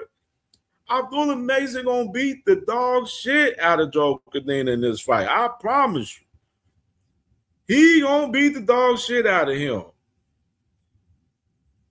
You think that this man Abdullah in Cleveland on the home man, he about to beat the dog shit out of this man Joe Cordina, dog. It's gonna get ugly. I'm just telling you right now, it's gonna get ugly. Fireworks, big time. It's gonna get super ugly, bro. It's gonna get ugly. Shell said barbecue Cordina on the menu. Exactly. It's gonna get ugly in this fight. I don't even have much. I don't even got a breakdown for. All I can tell you, I know Abdullah's gonna beat the shit out of Joe Cordina in this fight. He is gonna turn up in this fight. You know what I mean? T said Joe Cordina is a solid fighter. I can see this being as tough as his last fight. I don't see it. I don't think Joe Cordina's. I don't think he's that much good than Sam knows. I don't see nothing special out of Joe Cordina. That's just me. I don't see nothing. I don't think he got shit for Abdullah. Abdullah gonna fuck around and run through him. I ain't gonna lie. Especially what I seen from in that Anthony Kakashi. And you let Anthony Kakashi do that ain't even no knockout guy that don't really have power like that. You let him stop you? Oh, wait till what you see Abdullah. What he's gonna do? He's gonna do him greasy. I promise you. He's gonna do Joe Cordina greasy. He is gonna. We gonna be smoking Joe Cordina pack in the 5th round. Mr. Arthurist said, I can't wait, bro. I can't wait. I'm excited. I couldn't wait to talk about this on the show today. Like, real shit. I couldn't wait. I couldn't wait to talk about this on the show today. D1 said, cloud of smoke. Facts. Facts, bro. Facts plus tax. J-Man said, Abdullah finna stop Cordina's, but he gonna stop him, bro. I don't even like talking like that before a lot of fights, but this one I gotta talk like that because I'm knowing what type of timing Abdullah gonna be on this fight. I know what type of timing he gonna be on. You know what I mean? I'm knowing it's gonna be lit. You know what I'm saying? Y'all gonna get to the after party early because this fight gonna be over by 6. That's what Shell said, bro. By 6. I don't see this fight being no pass in the deep rounds and shit. I don't think Joe Cordina gonna take Abdullah in the deep waters in this fight. I don't see it. Like, Abdullah gonna pack this man up. I can't wait to see this shit, man. I can't wait. I'm excited. We're gonna be pushing in the heavy. I might have to try to get the guys, man. We might have run a best from Ohio show this week, man. So look for it. We probably gonna put that together this week. So I gotta hit up the guys because we got a lot of Ohio talk to talk about for us within boxing. So probably have to put this second episode together with the guys, man, from Ohio on this shit because we got to talk big about this, man. You know what I'm saying? Like I'm absolutely excited, bro. Like top rank, they moving Abdullah how they supposed to move him, bro. This is how you supposed to move him. Let him get his hometown fight right here. It's lit. This is lit. I'm loving it. I'm loving it. I think Top Rank is moving Abdullah in a great way. Now he's champion, and it looking like motherfuckers looking at Abdullah like, damn, he done took Keyshawn's spot. While Keyshawn doing all of that crazy shit, they pushing Abdullah as one of their top guys. And Abdullah ain't gonna mess up his opportunity in his hometown. I'll tell you that right now. SBG Mello said if Cordina is at 50% of what Sam Note says, he added it pretty much. You know what I mean? You know what I'm saying? I don't think Cordina's that much of a great fighter to me. That's just me. That's just me. Yeah, I talked about it. That was the first topic I talked about, Teach. I talked about it on Callum Smith got 10 days to report to the WBO with his medical report. For his they said it's a rib injury. They said that he got a rib injury. That's what Dan Raphael reported. You know what I mean? So yeah, we talked about it. Mr. Osprey said Mason ain't gonna fuck it up like Kiki did. Exactly. He like the real business. You know about businessman, the real businessman. That this is the real businessman. He don't do all this talking. You heard what he said. He let his hands do his talking. You know what I mean? And that's what the hell he gonna do come July 4th. You know what I mean? That's what we gonna see. You know what I'm saying? From him, July 4th.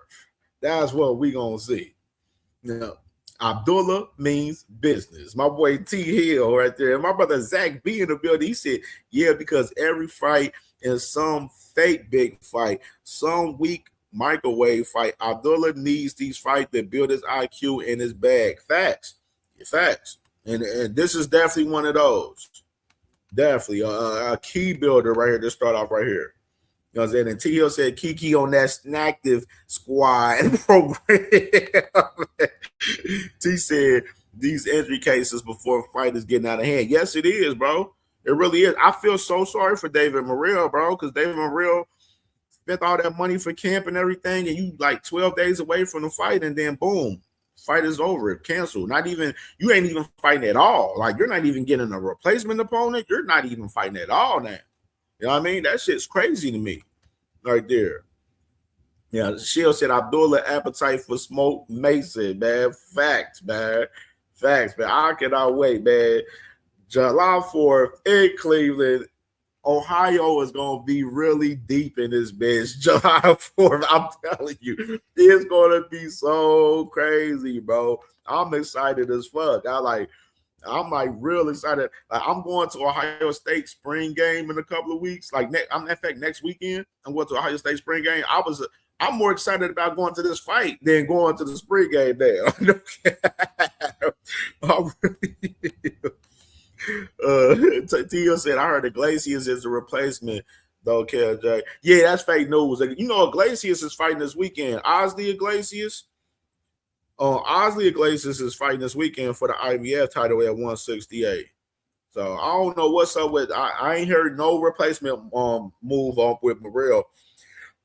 They're talking about possibly rescheduling that fight, though, from what they're saying. But I don't know. Me personally, if I was David Morrell, I'd fuck around and say, fuck, dude. I wouldn't even be worried about Callum Smith for real. You know what I mean? Wouldn't even be do that shit. FaZe, what's good, FaZe? What you appreciate me for? Oh, man. All right, man. All right, before we get into this Claressa conversation, these last couple topics real quick, let's go ahead and play the commercial. D1, Big Drizzy. It's live. It's local. It's boxing. Jetta Promotions returns to Charm City at the Hilton, Baltimore Inner Harbor, 401 West Pratt Street in Baltimore, Maryland. Saturday, April 25th, for a night of championship boxing, featuring a host of young professionals and future champions. Fighters like Scooter Davis, Tyler Langer, Ezra Turner, Bria Miller, Sharame Patricio, Mohammed Robinson, Demetrius Ballard, Omari Lawrence. Come out and see them live and in person. Enjoy the thunder of the leather and the pace of the action. Don't think about it, be about it. Get your tickets today, JettaPromotionsBoxing.com. That's JettaPromotionsBoxing.com.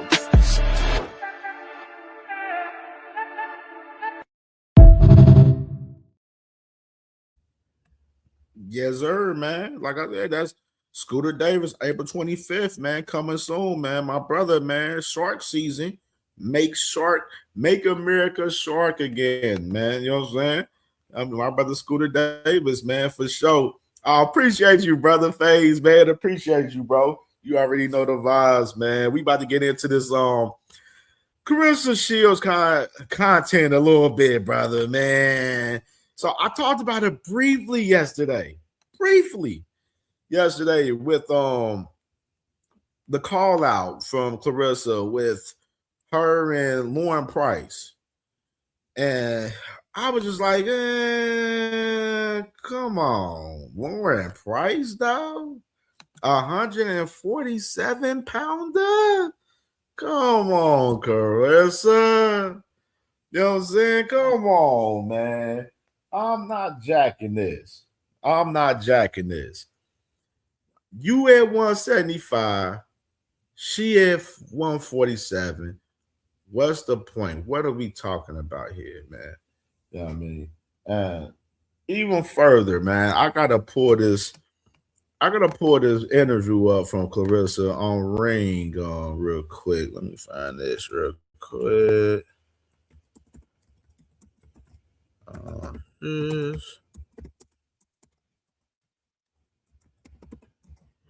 Gotta find this interview because I want to play partial of this interview and let y'all hear what Claressa said about this Lauren Price fight right here. Because I was sitting back listening to this interview earlier and I was like, I don't know. This ain't a good look, man.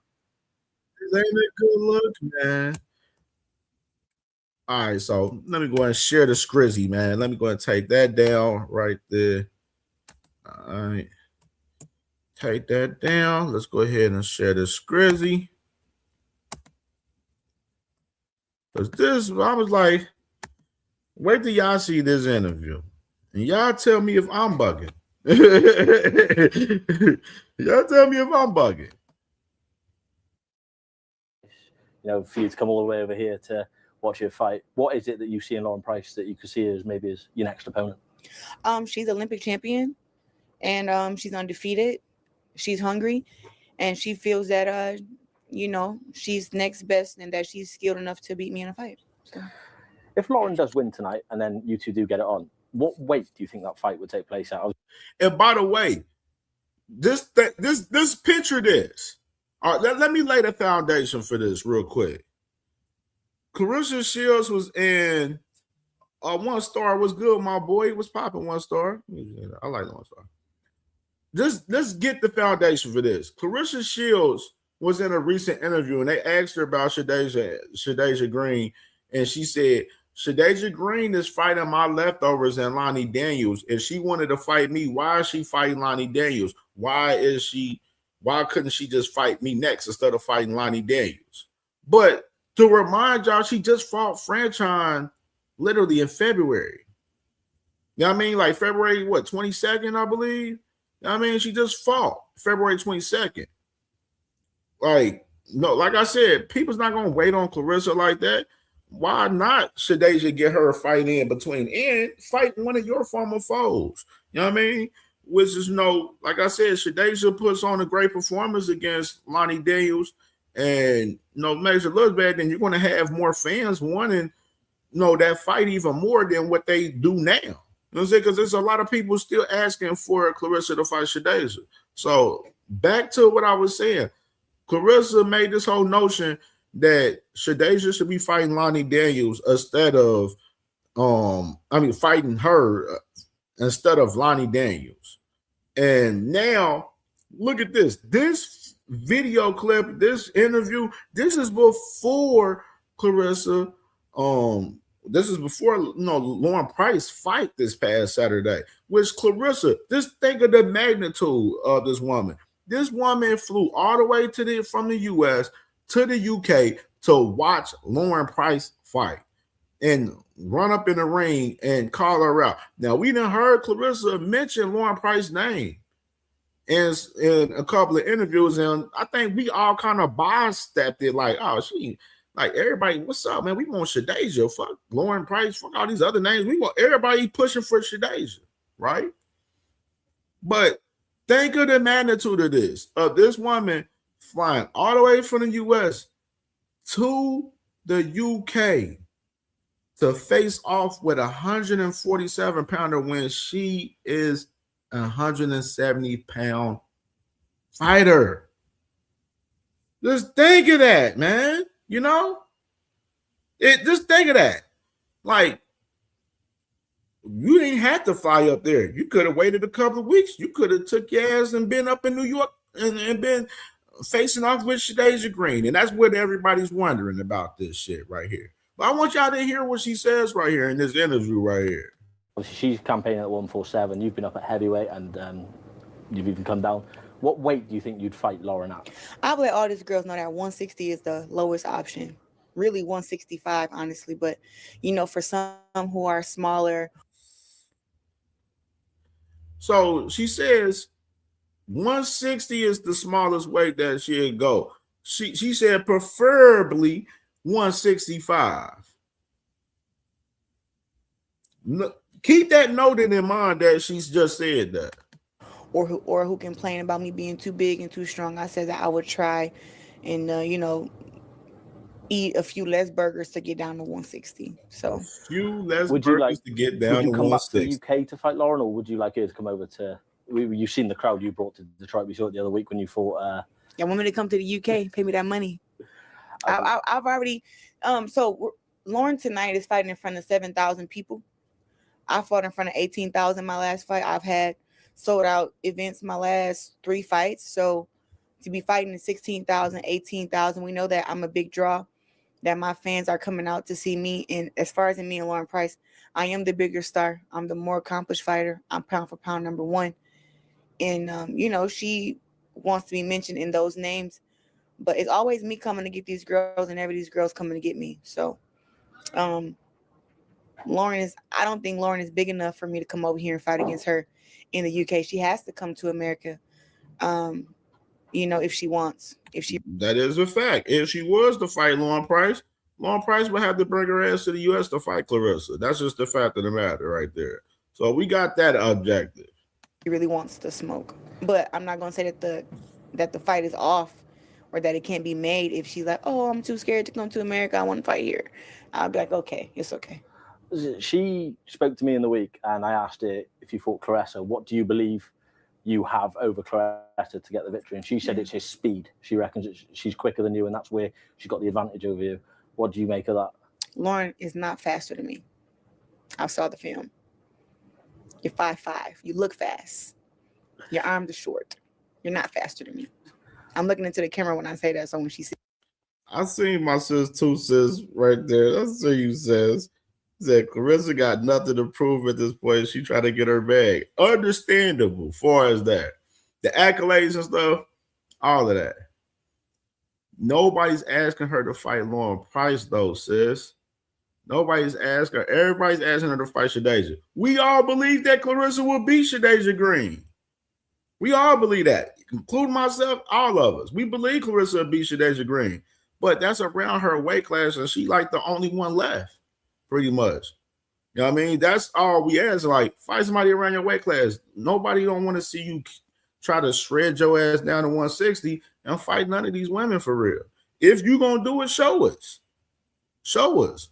But at the same time, we got an understanding of the situation what happened with Franchise. Franchise wanted the fight, wherever, if it's at 68 or 75. And Claressa chose 75. And Claressa was capping when she was like, oh, we could have fought with 168. She was capping. Because Franchise is supposed to say, no, she brought me up and had me fight at 175, which wasn't an issue in it. It's just the fact that she keep talking like, oh, I'll move down to 168 when people is literally telling her like, yo, Shadeja even said it herself. Claressa wants to fight with her at 175. Like Claressa's telling us 168. And then she's telling us she can go down to 160 when she ain't even willing to go down to 168. That's the problem that we having right there. You feel me? Like, you know what I'm saying? Like, She's saying she can go down to 160 when she ain't willing to go down to 168 and fight these girls. That's at 168. That's the problem. See, she know. I thought you would have came with something better than that.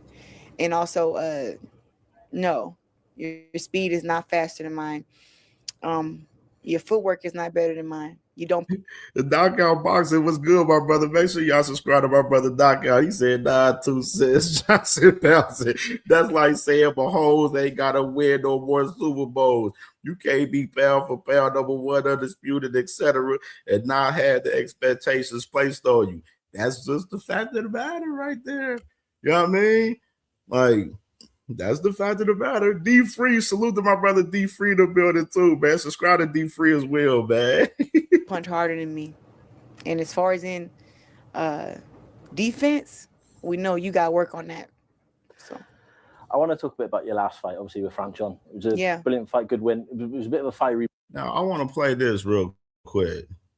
Let's go some too. While we here with it. Because I ain't dubbed this up on the clip, but we can play it. We can play this real quick. Where is it at? Oh, it's an actual video, I think. With Fight Hub, I think. Real quick. Where is it at?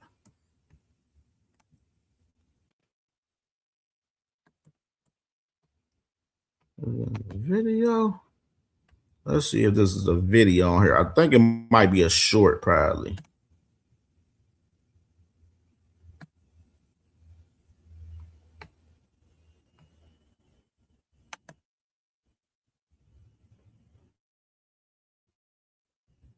I started a business to give old clothes a new life, and this might Chase be a has short. supported me from the beginning.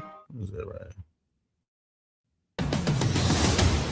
What did you think of Caroline Dubois' win tonight? What did you think of Caroline Dubois' win tonight? I thought she did really good tonight. People, You can see that Terry was a bit more experienced, but she did what she had to do. And her power was very, very patient. She did her thing. a lot of people want to see her face Alicia Baumgartner. How do you think that they would do against each other? I told MVP the only way that they'll get that fight is if they want me to fight against Shadation, that Caroline and Alicia have to be the co-main. So if they want that fight with me and Shadation, they'll give us the fight with Caroline and AB too. How y'all feel about that? You want that back? Alicia have to be the co-main. So if they want that fight with me and Shadation, they'll give us the fight with. I told MVP the only way that they'll get that fight is if they want me to fight against Shadation, that Caroline and Alicia have to be the co-main. So if they want that fight with me and Shadation, they'll give us the fight with Caroline and AB too. And for you, Lauren Price. So she get to make the ultimatum on that right there? She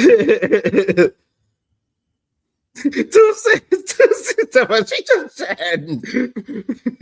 Like, but sis, this is my thing. She the one that put this shit out in the atmosphere.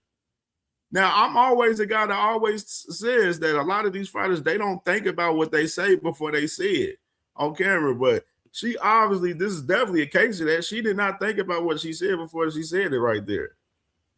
She just told us in order for us to get the Shadation Green fight, they got to make Caroline Dubois and Alicia Baumgartner as the co-main event.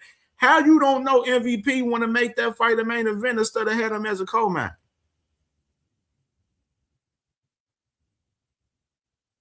That'll be fire. Don't get it twisted. That definitely would be fire. But at the same time, how you don't know MVP wants Caroline and Dubois and Alicia Baumgartner to be a main event fight, a super fight in its own right, which is, I personally believe that's where they're headed to in the direction.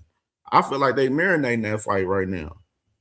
I don't like Alicia's recent actions on what she's been doing for us, the whole Terry Harper shit with with Caroline, I think that shit corny as fuck. I ain't gonna lie. Definitely corny. Definitely looking a little, you know what I'm saying, shaky on her behalf for sure, as far as Caroline Dubois right now. Definitely not feeling that. Not feeling the energy, talking about the whole undisputed shit that, you know, Caroline need to become undisputed. Like, nah, everybody gonna want this fight sooner or later. You gonna have to give it to us. If you ain't fighting Amanda Serrano or Katie Taylor or one of them big dogs up there, we need to see this fight from you, Alicia, sooner than later. That's just the fact of the matter. You know what I'm saying? Nobody ain't gonna sit there and sugarcoat that shit for Alicia. Alicia looking crazy out here right now, too. She on some egotistic shit right now, too, just like Claressa be on. You know what I mean? And that shit ain't cool. Like, that shit ain't cool right there. Caroline Dubois, she's making it known. She making that push like, yo, I want that fight. Yes, Team MVP did mention recently that they want to try to get Caroline Dubois a fight with Katie Taylor. We'll see if that happens. I know Katie Taylor, she on her way out. She pretty much got one more fight and then she out of there. And she trying to have a homecoming fight in Ireland right now from what we heard from her and Eddie Hearn. So Alicia gonna have to come off that fight eventually, whether she want to or not, eventually. You know what I mean? MVP ain't gonna be able to build this fight for no fucking 3, 4, 5 fights down the line. Like, that's just not, MVP's not gonna be willing to do that. You know what I mean? So that's the thing that Alicia got to think about. Like, shit, if I don't get Amanda Serrano or Katie Taylor, I'm gonna have to see Shorty. Man, that's just the fact of the matter. Just like Claressa Shields right here. You putting a whole ultimatum on the fight with Shadasia Green for as Caroline Dubois and AB got to be on the undercard. Whack as fuck to me. I ain't gonna lie. It's whack. It's whack. I mean, the other woman that you want to fight, Michaela Mayer, she's on MVP too. Shadasia's on MVP.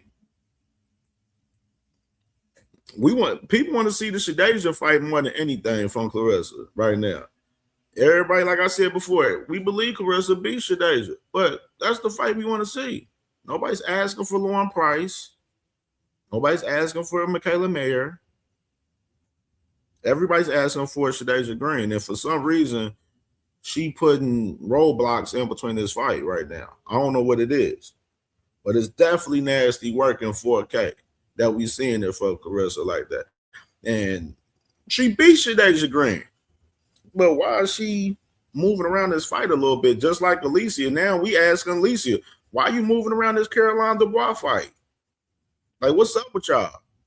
We got to call it spade down the line with all of them. You know what I mean? Alicia moving around from the fight with Caroline Dubois right now, a little like. And Claressa Shields is moving around the fight with Shadasia Green for some odd reason. We don't know.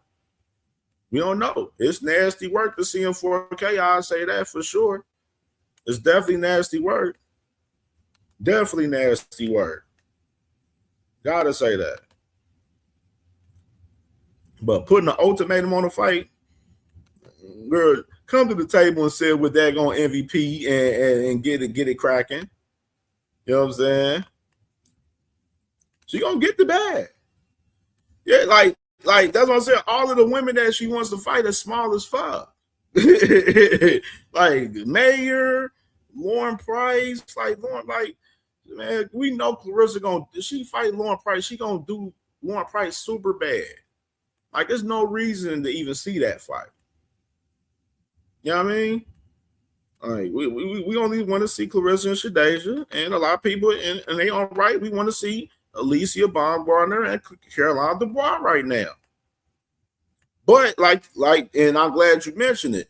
At the same time, and I said this yesterday, this is women's boxing. It's not that many stars in women's boxing like than it is with the men. So that's why I said, in my personal opinion, with Caroline Dubois and Alicia Baumgartner MVP, I feel like they marinating that fight right now. They gonna make them women fight though. Them women gonna fight each other eventually. Alicia ain't gonna be able to not not fight that woman. She's gonna have to see that woman, Caroline Dubois, whether it's this year or next year. She's gonna have to see that woman soon. You know what I mean? But they MVP been marinating that fight. You know what I mean? It was just some of the fights with the women's sport, like in boxing, you gotta marinate some of them though. You know what I mean? To make them as super fights. Like, we want to see super fights from the women. Me personally, I wouldn't mind seeing Caroline Dubois go after Stephanie Hahn, go after the winner of Stephanie Hahn versus Holly Holm too. Stephanie Hahn got that other strap at 135. I wouldn't mind seeing her go get that strap from Stephanie Hahn. Caroline Dubois and Stephanie Hahn would be an amazing fight. So that's another fight that I would love to see from Caroline Dubois too, right there. Her fighting Stephanie Hahn. You know what I mean? It's gonna happen. Like, they gonna fight each other for sure. They're gonna fight. It's like the Caroline Dubois and Alicia Baumgartner fight is gonna either happen this year or it's gonna happen next year. That fight's gonna happen though. Like, you know what I mean? That boy Radio Hacker says Claressa will kill Shadeja. Probably so. We want to see the fight though, because she's the only one left around that weight class. You know what I mean? We don't want to see Franchon Cruz again. You know what I mean? Like, we don't want to see that again. You know what I mean? That's just the honest to God truth. Caroline Dubois is a dog. That's why I love watching Caroline Dubois fight, man. She's a dog. I love her, bro, for sure. All right, let's go and close it out with this last topic right here. All right, so let's go ahead and go down a memory lane a little bit for the Radio Clan, man. The Radio Clan. Hi, y'all been ducking Cam J, man. Damn, Cam J just been, I've been cooking y'all guys for a week now, man. And, like I said, I'm not done off y'all neck yet. You know what I mean? We all know what happened with the man, Mr. Devin Haney. Basically didn't sign his contract, of course, you know what I mean, for the Rolly fight. All due to the fact that he said that he wasn't getting any guarantee. And let's just talk about this business right quick. All right. With PBC putting all the money up for the fight, right? If any business, if I'm me as Cam J Network, I put money up for expenses and stuff for my business with Cam J Network, as far as my shows, etc., equipment that I need, etc. You know what I mean? I would want to make a profit off of what I spent on my expenses on starting up a show on Cam J Network. Say I had $500. I spent $500 for a show. I would want to make that $500 plus to keep the business going strong. You feel me? I would want to make a profit. You know what I mean? So that goes with anybody that's in business. That's like if you're selling weed out here. You know what I mean? And you got you a pack where you got you a pound, and you out here, you got a certain number that you want to meet, force criteria wise, the number that you meet. So you can re-up your pack and do your thing. You want the profit off of that number. You want to have your money for your re-up, and you want to have some profit left over to build and stack and save and do other things or whatever sort. That's what happens in business. If PBC is putting up $6 million for the fight, they're going to want to recoup that $6 million for the fight. And y'all guys got the opportunity to make money on the back end for us splitting off of the gate and the motherfucking and the pay-per-view, concession stands, sales, etc. All of them details and stuff. The stars like Canelo, the stars like Tank Davis, these type of guys. Those guys, they bet on themselves because they know they're going to make that money back and some. Because they are stars. They have a fan base. They have people that support them. some of these other guys isn't stars, and we're seeing it in 4K. That's just the fact of the matter. You seeing who Turkey Al-Sheikh want to deal with right now currently? Turkey Al-Sheikh doesn't have Devin Haney on the menu for his year. And it has me questioning what happened to the 3-year deal. Was that 3-year deal real? Was it absolutely real ever? That 3-year deal that Devin Haney allegedly had, what, 3-fight deal, whatever, for 36 million, what, 12 million a fight? That shit was cap. Turkey don't even value Devin Haney. And then we talk about Devin Haney talking about, you know, Rolly not being a draw. Well, we're seeing in the 4K that you're not a draw. I mean, you the same person that, you know, your father had this conversation with my brother Knockout. And salute to my brother Knockout. And we can go and play the clip. I'm not doing no deal with Top Rank where we got to do 100,000 buys, and then that's the threshold that you make. Why not? I'm not You're doing still in that. the face of boxing, I'm not doing right? that. What'd you say? You're still in the face of boxing. That's why 100,000 we pick. pay-per-views Listen, is that's why. nothing. Listen. That's why we picking who we picking. Well, he ain't sold none of it. But Tio ain't sold 100,000 is none. nothing. Why you Tio- worried about but a Tio ain't- threshold? You're in the face of listen, boxing. No, because Tio ain't sold nothing. But 100 is nothing for Devin. He the face of boxing. And listen, that's why we pick who we want to pick. And I'm not fucking with Top Rank, and I'm not fucking with Tio.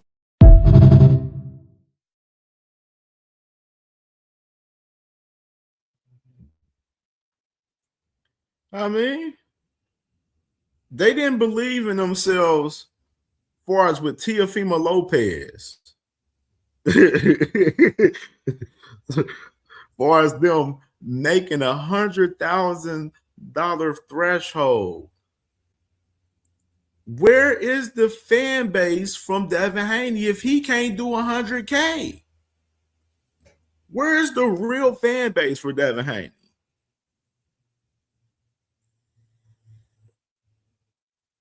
Like, we got to make this make sense. You know what I mean? Like, this is simple logic, bro. This shit it don't take hard to understand business, bro.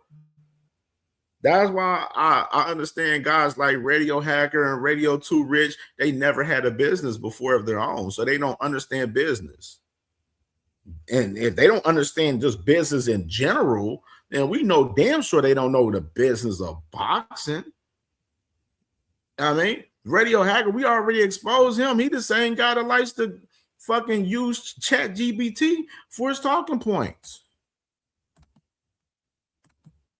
So you expect a guy that we know that's going to hop on Google every fucking time when he gets on the internet or up here on the show to literally give you the right talking point of his own when he's literally in 4K? Saying why not use ChatGPT rather than guessing? So we're going to take his opinion serious? How could you take his opinion serious when we know that this man uses ChatGPT a lot for his talking points? You know what I mean? And we're supposed to expect Radio ChatGPT hacker to tell us the business of boxing? like come on, bro. Like, come on. We just having a conversation. That's all we doing. We just having a conversation. That's all. You know what I mean? So, like, we just established that Bill and Devin don't even believe in themselves to even do over 100K because they're basically saying themselves that they're not stars. We don't have a fan base for real. We want a guarantee. Give us a guarantee so we can get paid. That's what they want. They want a fucking guarantee. What Eddie Hearn say around the time with Sandor Martin? We have no contractual obligation to Devin Haney. just like he has a free agent and has been and is talking to other people, he will do what suits him and we will do what suits us. If you don't pledge your loyalty to us, if we don't have an obligation to lose money on your fights, we're not going to be queuing up to do so. Do I want to lose $1 million on Devin Haney against Sandor Martin? No, thank you very much. I will do if I have a contractual obligation and you've pledged your loyalty towards me. Devin Haney also has Devin Haney Promotions, who, you know, it's all very nice having your logo on a backdrop, but are you prepared to stick your money and your balls on the line? The answer, as we saw, was no. So, nothing personal. I mean, I like Devin and I'll try and help him and I'll work with him where I can. But at the end of the day, I'm not just going to lose money on a show when you're not with me. We have no control.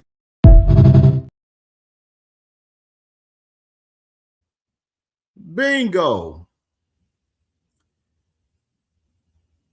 Pure example of guys acting like they are bosses when in reality these guys are employees. Have Devin Haney Promotions ever thrown an event of their own where they funded all the fighters, you know, they purses and found a venue, paid for the venue, paid for the workers that's working the venue, security guards, etc., all of that? Have Devin Haney Promotions ever thrown an event of their own as in a promotional company? That's the question I have to y'all right now.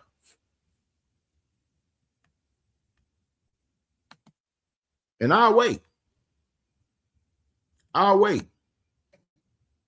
Because if you're a promotional company, right, in boxing, right, you're going to use your own money at times to throw in events. I promoted parties here in Cincinnati, in my city. You know what I'm saying? At various clubs around the city. When I had to throw my parties, I had to pay my expenses for the party. I had to pay the DJ. I had to pay the manager for, you know, the bar owner for renting out the spot or whatsoever. I had to pay the security guards for securing the club or the bar that night. We had an overhead of expenses. We're trying to meet that overhead and make a profit and make some money. This is simple business logic 101. We've never seen this from Devin Haney Promotions. You know what I mean? We've never seen this from Devin Haney Promotions. You know what I'm saying? That's just the fact of the matter. We haven't seen it. My brother Knockout Boxer salute. He said the only people who sees the value in Devin Haney are his fans. Literally, every major promoter has shown they don't see value in him. At this point, he and his fan base are super delusional. Facts plus tax. We seen the value within the Sandor Martin fight, where only one company bidded for that fight, and that was Top Rank, and that was only due to the fact that Sandor Martin was their guy. I think all the independent shit that Devin and Bill does, they don't have no loyalty towards these promoters. And then when they running up to try to get certain fights done, they want to get the loyalty from these promoters, and the promoters, they're not willing to give that loyalty back, especially if, you know, on a particular fight, if it is not going to make money, they're not going to lose money on Devin Haney. And that's the case that we're having here, and that the Haney fans isn't understanding. That's why they're emotional in their feelings. They trying to do whatever they takes to fucking defend this shit, and there's no way you can defend this shit. Rolly exposed the fact that Devin Haney isn't a fucking star in this sport. That's just the fact of the matter. He exposed it 100%. You know what I mean? Oh yeah, Mr. Ozarizic, for sure. We definitely got a link for sure, bro. For sure. For sure, bro. Like, Rick Timms in the building. What's good, my boy Rick Timms? What's good, brother? Like, we just gotta be real, bro, here. Like, look at emotional. This radio hacker, emotional as hell. You know what I'm saying? Talking about knockout yet. Devin is the topic of discussion every other day, both on yours and Cam channel. So y'all see the value, keep talking about him, even though he ain't even got a fight lined up. LOL. Bro, we're talking about the fact that he's not a fucking star in the sport. That's what the fuck we talking about, radio hacker. Come on. Why do you put your foot in your mouth in the comments like this? Makes no sense to me. Look at my brother saying Ironheart. Salute to my brother saying, he said promotions just as fake as his path to undisputed. They send a lot of smoke screens.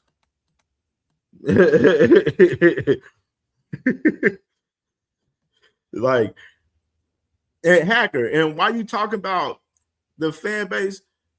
The fan base, y'all, Devin doesn't have a fan base to support him, obviously. If that's the case, then he wouldn't have no problem with taking the Rolly Romero fight and all of the deals and demands that happen. You know what I mean? We acting like this man didn't say this. Yeah, I mean, Rolly said what he said on Twitter, and he basically stood on it. His manager reached out to us, and what a solid offer, something that made sense for me and my team, and now we're starting to negotiate. Yeah, with the young King Dev, I just feel like I have a responsibility to defend him as my brother. You know what I mean? Because I just know the propaganda is heavy. Devin is all of us. That's what all these guys sound like. Like, it's y'all duty to literally defend this man Devin Haney at all fucking costs. Y'all doing emotional damage control right now on the internet, and the shit not working. It's only backfired. It's only getting worse. It get worse by the day, bro. Like, it real life get worse by the day, bro. Like, it's getting worse. No, I'm going to pop the link over, man. We're going to drop the link, man. Watch me hear it. And let me go ahead and let's go ahead and set the record straight. Hacker, you come on this motherfucker. Don't overtalk me. That's one thing I'm going to say now. Do not overtalk me. And do not come up here capping and spilling out bullshit ass narratives, because I told you, we're done with the bullshit ass lies and narratives that y'all guys be trying to spill on here, bro. Y'all not doing that shit no more on my shit. That shit's dead. You know what I mean? The link is open.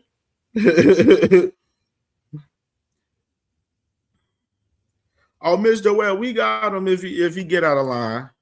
We got him if he get out of line. P. Hunter, what's good, my brother? What's popping, bro? Ain't nothing shaking, Cam. How you doing, man? I'm doing great, man. I'm doing great this Tuesday afternoon now. What's going on, my brother? What you thinking about this boxing talk? I think this whole thing with Dev, he said that basically it would be they get money after $6 million. All right, wouldn't Rolly have to balk at that too, though? Would Rolly should be like, well, hold on, I want some purse money. I want a guarantee money too. I can't see Rolly just accepting that faith unless he has more faith in himself than Dev. But the real thing is, everybody wants to. Dev is following that Chance Crawford line of thinking, well, I don't know if it's really $6 million worth of expensive. Well, guess what? You get your financial accountant or forensic accountant and be like, yo, show me if you really want to fight.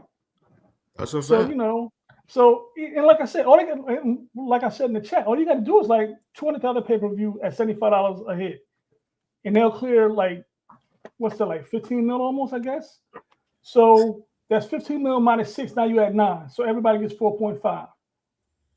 So I don't understand, the fact that I believe he doesn't have faith in himself with Rolly. Now if that was Tank, he'd have took the deal. But I don't think he believes he and Rolly can do numbers.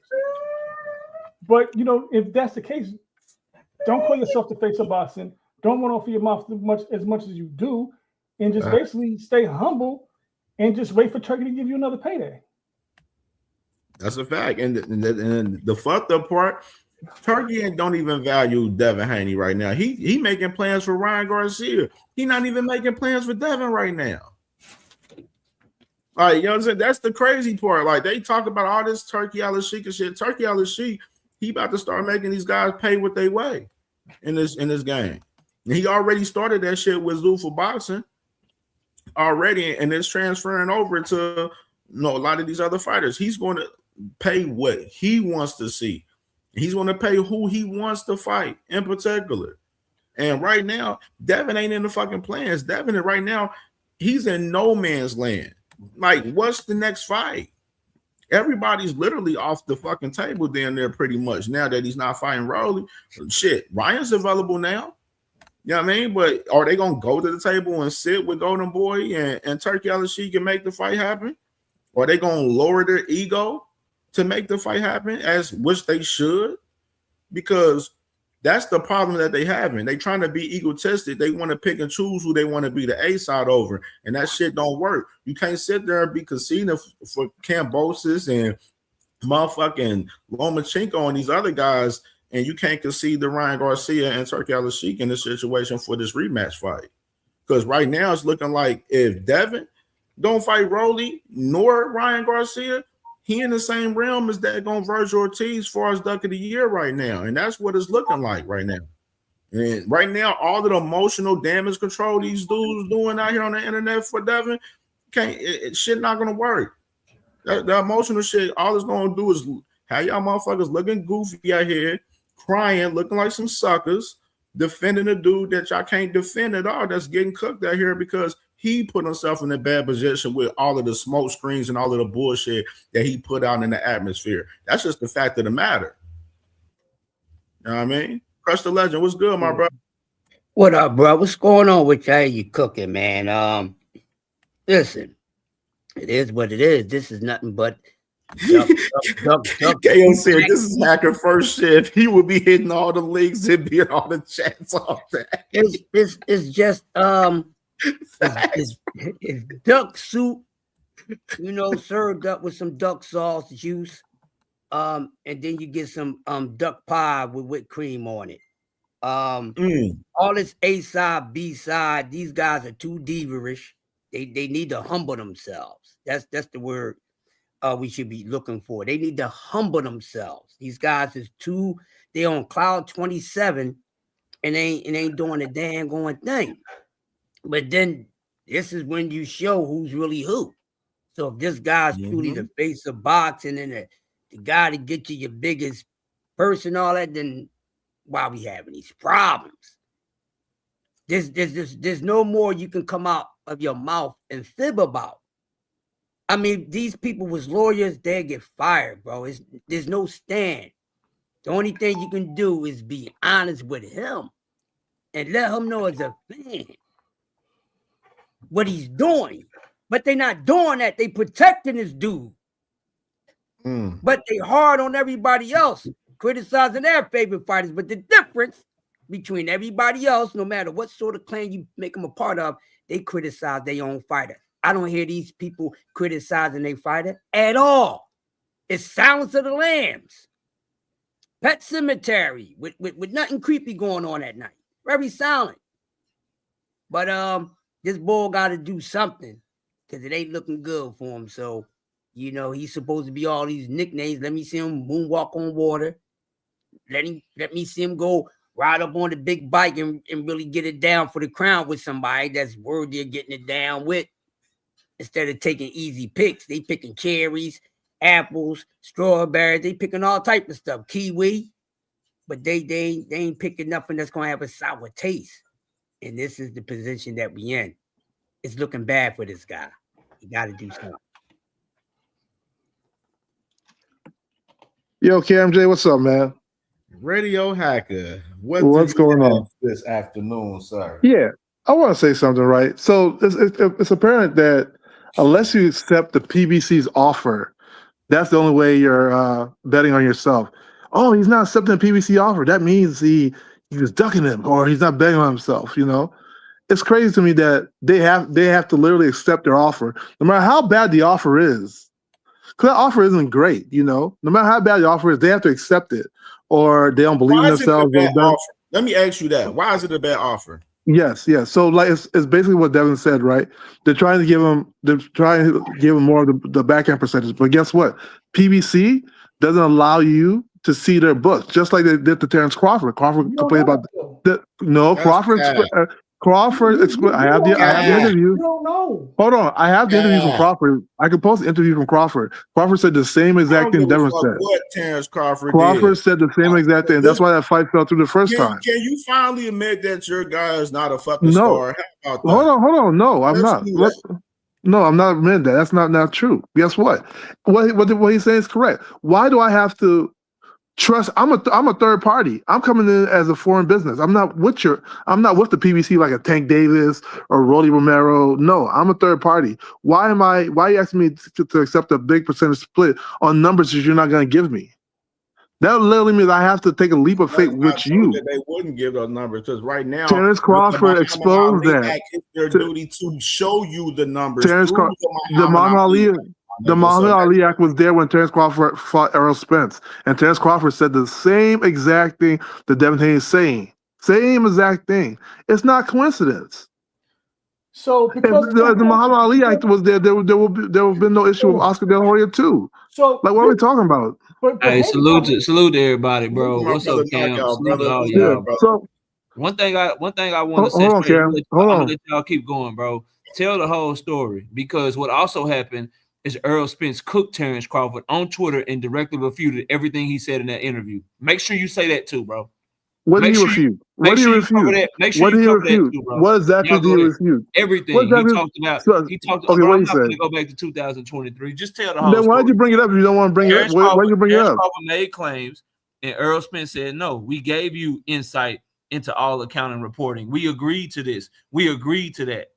We said we were willing to do this. We said we were willing to do that." When Terrence Crawford did that Instagram live, he talked about he had 25 million from some investor. He had this, he had that. Errol Spence went directly to Twitter and refuted everything that he said directly, and Terrence Crawford had no answers for him when Errol Spence was going directly at everything he said back in 2022. Make sure you tell that part too, bro.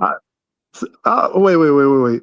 You can't refute something that didn't happen yet, right? They had, so that was under what Terrence Crawford. So hold on. Terrence Bud Crawford said Terrence Bud Crawford was trying to make it seem like they didn't want to give him insight into the numbers. Errol Spence said, no, when we were negotiating, we agreed to give you insight into the numbers. So this idea that PBC will not let you get insight into the numbers to see what you're supposed to make, that is cap. You have a right through the Muhammad Ali Act to hire your own accounting firm. You have a right to those numbers. That is what the Muhammad Ali Act is about. To keep promoters and keep managers from hiding shit from you, bro. They cannot. They legally are beholden to, and they legally are obligated to give you insight into the numbers if you plan to get paid off the back end. They can't just hide the numbers from you. You could sue them. Let me ask you something. The issue that Bill Haney had with Oscar De La Hoya, did it also have issues with the books as well? Didn't they want them to open the books? If the Ali Act was so protective of that, would they have any issue to go to court for them? Bill Haney never pressed them to open up the books. Exactly. They were literally going to court, so no, they were literally going to court, so they would be forced to open the books. Bill Haney said that on your own live, KO. Let's not forget that. Bill Haney said that on your own live, where everybody claims that Bill Haney didn't know what he was talking about. Bill Haney said on your live, KO, that was one of the reasons they wanted to go to court. So Oscar De La Hoya to open the books, the same thing you claimed the Muhammad Ali Act. Said they were doing a lawsuit about the cheating shit. They were never suing Oscar De La Hoya, so he could open his books. About no numbers, bro. About Golden Boy, his own numbers, and none of that shit, bro. As about opening the books. Also, the issue with people. Also, you don't understand. That's why I say you don't understand what Bill Haney was saying. That's why I say you don't understand what Bill Haney was talking about. Because he also said that about Top Rank. He also said that about Top Rank. Like, what are we talking about? We know that happened. They never happened. filed a lawsuit against Golden Boy for numbers, bro. That's cap. But here's the reality of the situation. No, right? the reality is he never filed that lawsuit, bro. You just stop skipping from one lie to the other on me, bro. What lie I bring up? Did I say he filed it? I said that's what he claimed on your channel. And that's the truth. I did not lie about one thing. He claimed it. Maybe you didn't understand what he's saying. He claimed it for both Top Rank and Golden Boy Promotions on your live. But never filed any lawsuit. So everybody's just cheating. Yeah, but I didn't say he filed though. You said I'm lying. What I lie for? Golden Boy is cheating the Haney's. What I lie about? PBC trying to cheat What the did I lie Haney's. about? Everybody just cheating Haney's. Or maybe they're getting put on undercards and only one person is bidding on their goddamn mandatory fight. But guess what? No but guess what cancels it? But guess what cancels the whole thing out? Guess what cancels the whole thing out, KO? When you have a guarantee. When you have a guarantee, all that shit gets canceled out. And guess what they're asking for? Guess what Crawford's asking for, KO? A guarantee. Guess what? Me, Boxing Hacker. If I'm doing any business with you, it would be stupid for me to give you a guarantee knowing that you can't make me my money back on the guarantee. Why would I do that? So I have to take a leap of faith with you. I have to take a leap of so I'm a third party. Got to take a leap of faith with you. With me, you don't even have anything after this. That you got to make sure you get. You ain't taking a leap of faith. Because guess what? You control all the books, right? Wait, no. I don't know. This is business. This is business. Why I gotta trust you for? Like here's the reality of things. You can hire an accountant to audit my books from the event. How is that you trusting me, bro? Watch this. You know what? People always complain about. Answer my question. How if I get to hire an accountant to make sure that you don't cheat me, how is that me trusting you, fam? You control all the books. You give the information you want out. What are we talking about? But I get to audit your books. Oh my! And if you cheated me, I get to sue you. If it was that easy, the issues that they had with Oscar, the issues they had with Top Rank, they wouldn't exist. And right? if it was that hard, wouldn't have multiple motherfucking Rolly Romero and PBC wouldn't have multiple motherfucking cross-promotional fights. They do cross-promotional fights literally every year, but yet DHP is the only one that has a problem. Wow. No, Crawford had problem too. So it's not just DHP. You forget that. I just mentioned. Yeah. What are you talking about? What are you talking about?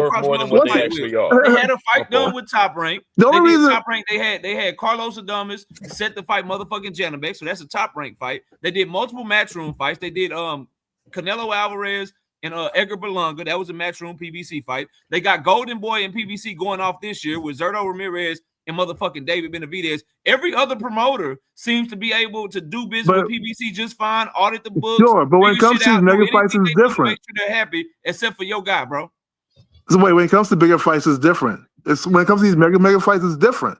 Yes, a mega fight. Carlos Adames and Janabek was on the motherfucking undercard. David Benavidez and Zerto Ramirez, that's not a super duper mega fight.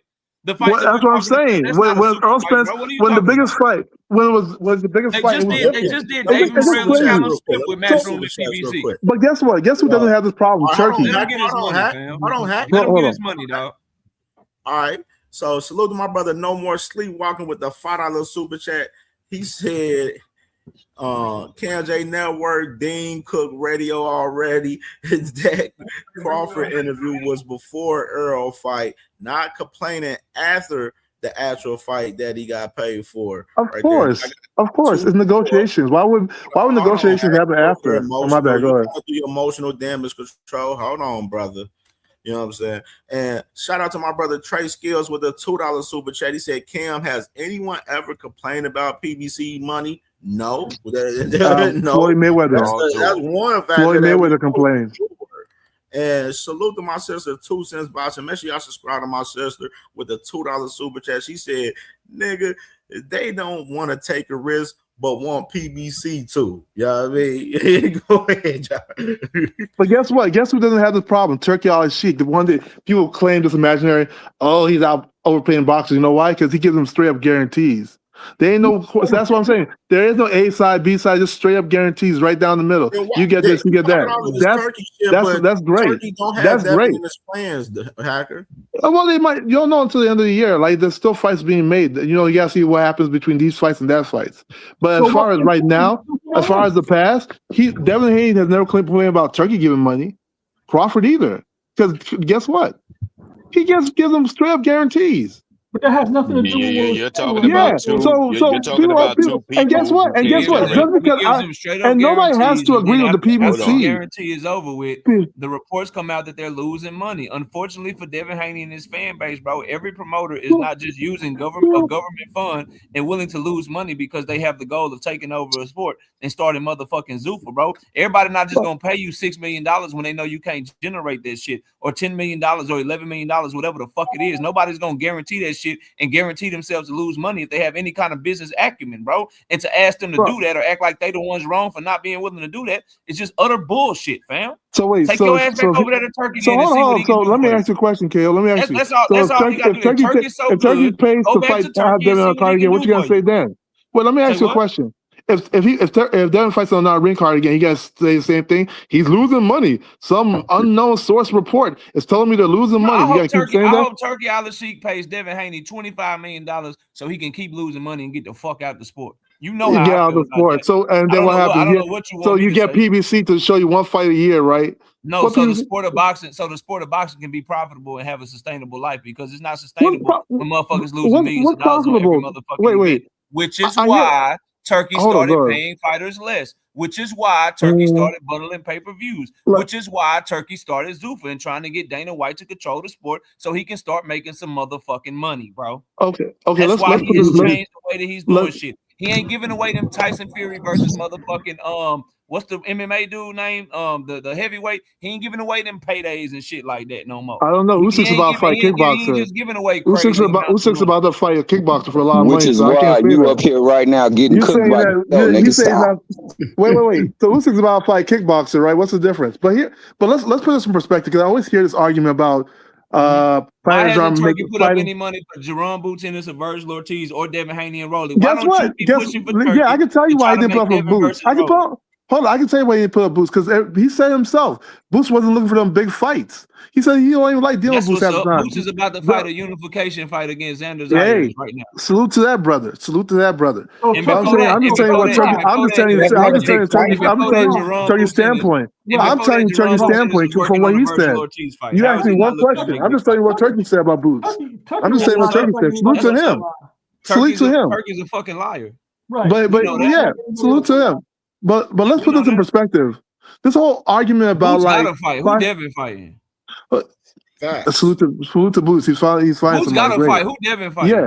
Don't worry, Devin will get a fight. But here's the thing, right? Who he fighting? Who he gonna fight? We don't know yet. His We don't- mandatory there's Jack Catterall is fighting Rolly's mandatory Shakram Giyassev. Yeah. Lewis Crocker already got a fight coming up. Ryan Garcia just said he fighting Timalifu Telefimo. Who the fuck Devin fighting? Devin's gonna get a fight. Don't worry about it. He don't got something lined up So yet, Devin right? pulled away from a fight with no fight lined up, right? Yeah, because it was a bad deal. Why? So let me ask you something. So if I'm getting a bad deal, I have to take it? What the hell are we talking about here? What's bad about I pay all the cost up front. You ain't gotta pay no cost, and then when the profits come back, we split it 50-50. What's bad about that? We split 50 after the initial six million threshold, right? After the initial 6 million, I pay for and the ref. 50 against somebody that's not. I pay for the undercard fighters. I guarantee my fighters' purse. I pay for Brian Custer. I pay for the motherfucking announcers. I pay for the marketing. I pay for the site fee. I book every motherfucking thing possible. You ain't got to pay for shit. All you got to do is show up. And then after I cover all my expenses, I still bust it down the middle with you 50-50. What's bad about it? Hold on. What do you mean? Not me and you. Because you're talking about DHP versus PBC. I'm talking about Devin Haney Promotions versus TGB, which Rolly Romero's under, right? Because that's what they're doing 50-50 with. Devin and Devin and Rolly are not 50-50. Devin's clearly A side over Rolly Romero. Clear A side. But you want me to take 50-50? Wait. He's a clear A side. You want that's what's and up. then you want to take after a certain threshold in which hold on. After a certain threshold, who's undercard? Hold on. No, don't cut me off. Wait. After a certain threshold, in which you're not going to show me the numbers, are we lying here? What are we talking about? So after a certain threshold, you control those numbers. Give me. I want a better deal. If I'm Devin Haney, I want a better deal. Give me a real guarantee. No, I don't want to take a leap of faith. I don't want to take a leap of faith with you. I don't want to take a leap of faith with you. No, we're not doing that. Nobody's taking a leap of faith. Devin Haney and DHP Promotions, they get to see the numbers. They are legally obligated to get to see those numbers. Again, is open to lawsuits. Do not let Boxer Hacker lie. Again, they gotta go to court, right? You already said Oscar De La Hoya and Devin Haney didn't go to court, but literally on your channel, one of the main reasons why they wanted to go to court, so he had to open up his books. Like, what are we talking about? They didn't agree with the numbers. They wanted to go to court. They didn't agree with the numbers. They wanted to go to court. Oh man, was to sue it's in your live. Garcia for cheating. He told you this in your live, brother. He told you the reason why he had issues with the Top Rank deal with Tszyu in your live. The same reason. Why didn't he sue them? The same reason. They want to have a threshold that we may not get to see the actual numbers. Why didn't he sue Top Rank? Why was he begging me to let y'all up on the motherfucking panel? Why didn't he sue? He didn't fight Tszyu. Like I'm frying you right now. Bro, you did not. You always claim frying, but you weren't frying nothing. You don't understand what you're saying. He didn't fight Tszyu. Why? Wait. Why? How can you sue Top Rank if you didn't fight Tszyu? Explain that first. No, how do you sue Top Rank? Because see, this is how I know you don't pay attention. No, for what? Not fighting Tszyu? About Top Rank in the fight with Lomachenko, and he thought Top Rank cheated him with the numbers with Lomachenko. Yeah. And I said, if you thought that, why don't you just sue them? Because they have to show you their books. They legally obligated. And then he started talking in circles because he knew I caught him in a bullshit ass lie. The fact of the matter is, bro, as a promoter and as a fighter, if you were being paid based off the revenue of the fight, the promoter cannot hide the revenue of the fight from you, or they will be dead wrong and get sued, and they will be liable for even more control money, it. They control it. Here's the underlying theme. They control it.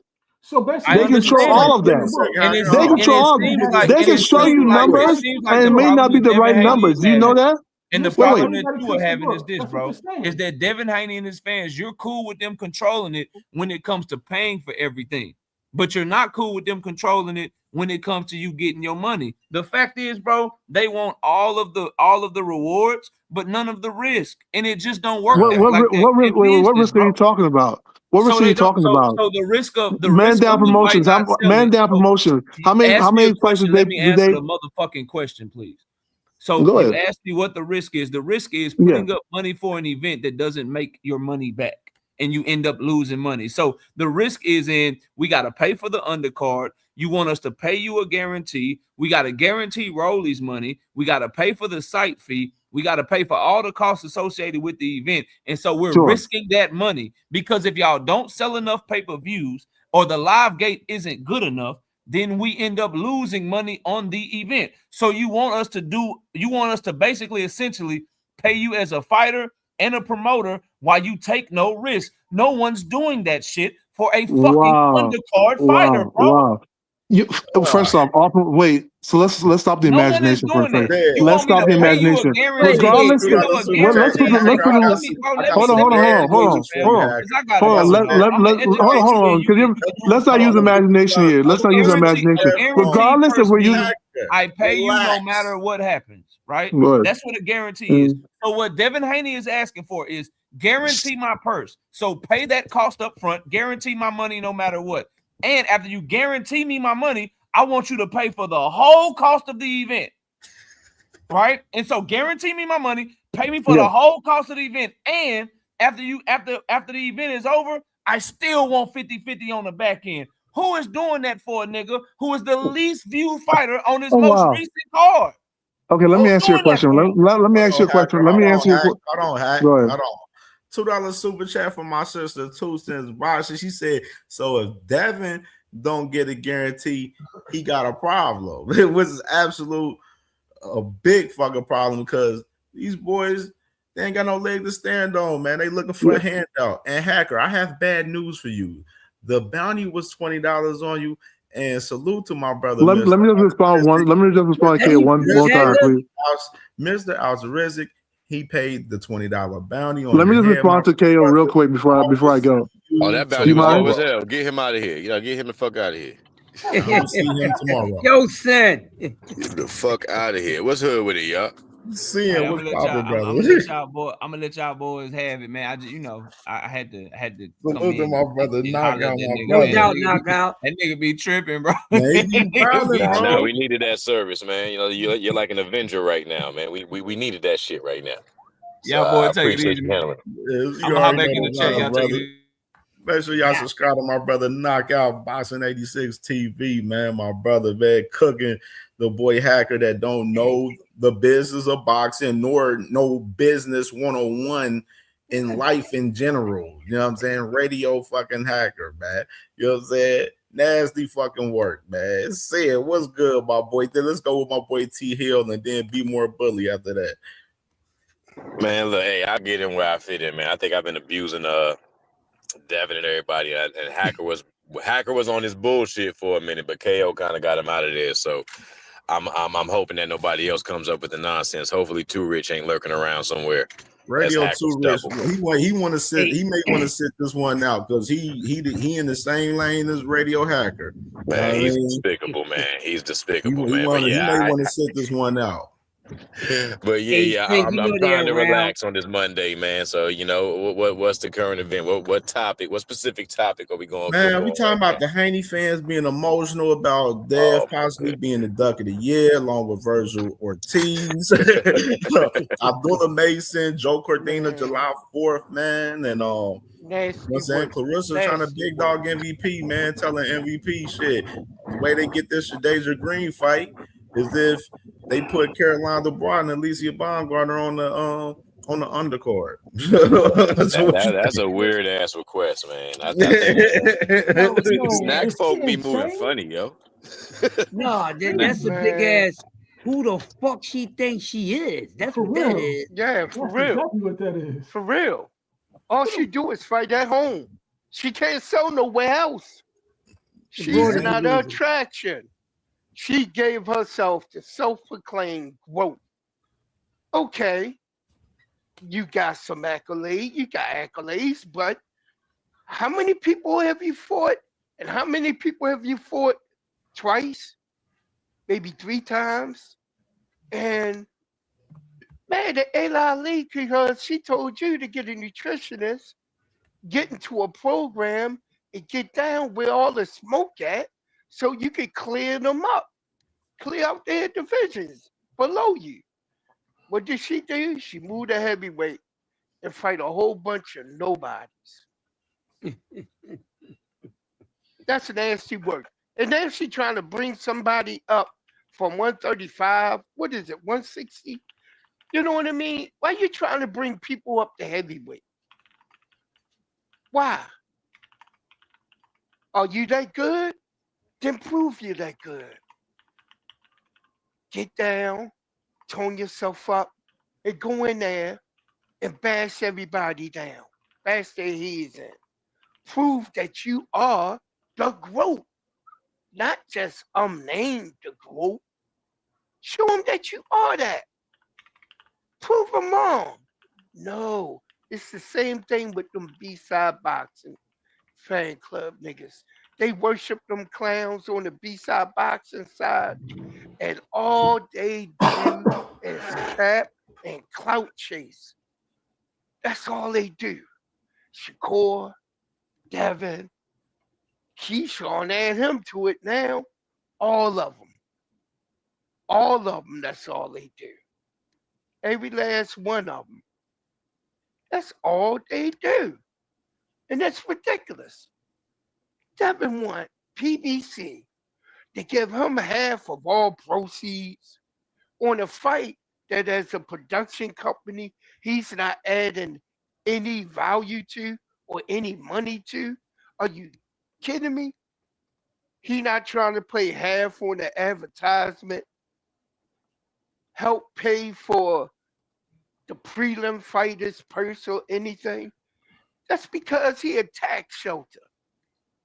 And he think just because it says Devin Haney Productions Promotions, he should get paid half of the money if he on there.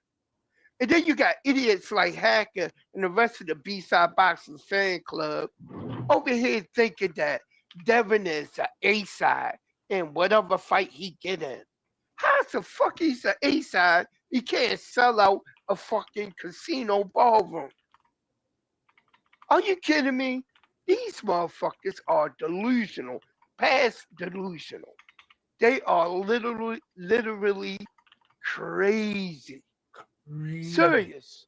You hear how this guy, Hacker, was up here capping, lying his ass off?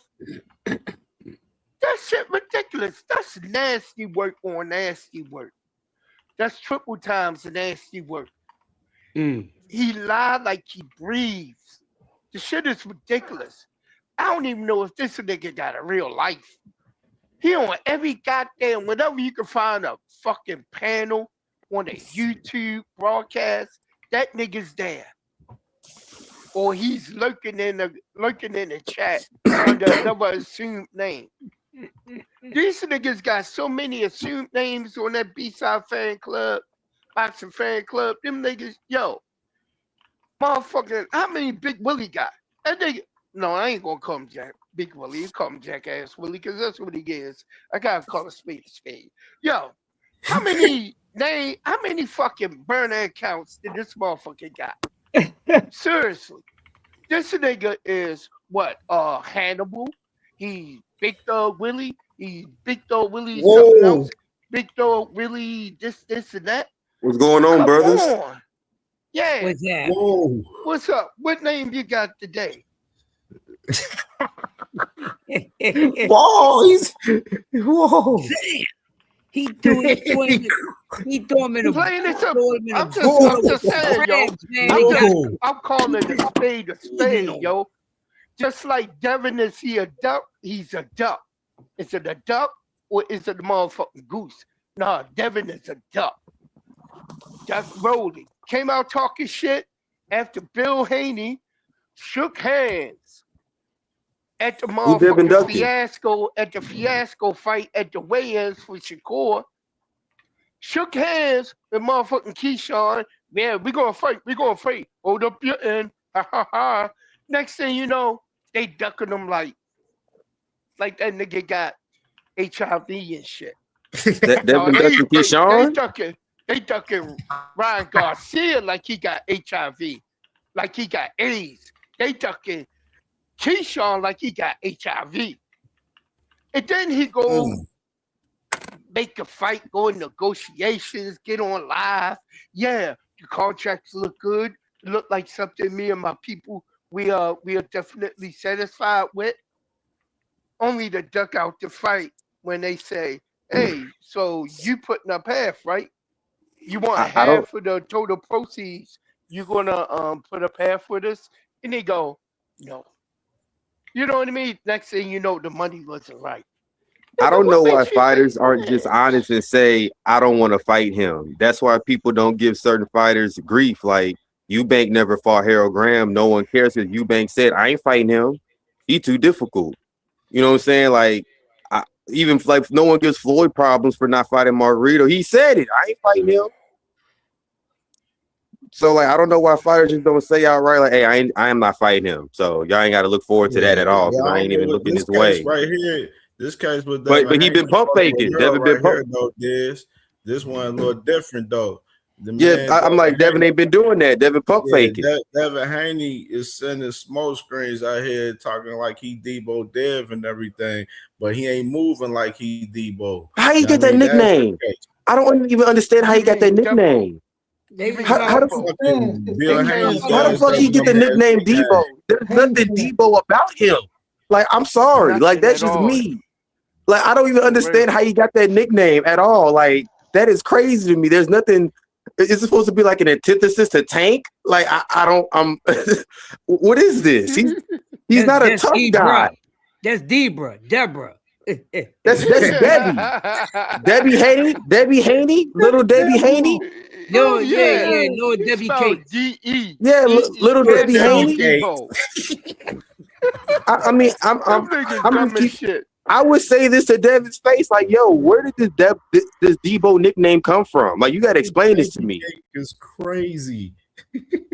Little Debbie Haney. That's what, like, that's might as well what it be, because that's how he acting. As y'all been telling me, I've been working a lot. I've been a little, sleep, but at the same time, my ear to the ground. I'm listening. So I'm like, how you pump faking against Keyshawn when that's an easy fight to make? How you pump faking against Ryan? That's an easy fight to make. You pretended for the Rolly situation, which is weird to me because that fight could have just happened because the WBA got his mandatory out the way anyway. So I'm just like, what's going on here? You doing a lot of talking, not enough action. Facts. You Facts, don't bro. want to get beat up by a kid that be on a yellow bus and go, "Nyah, nyah." You don't want to What's get hit good, by my that yellow sister? bus special, man. You don't want to get hit by that yellow bus special. Not the yellow Man, bus he's supposed to be Debo.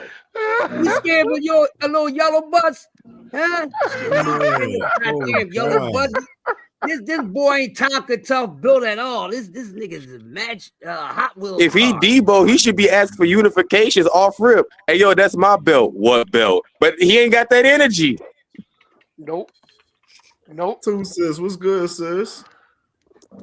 2 cents. How you doing, ma'am? She on mute.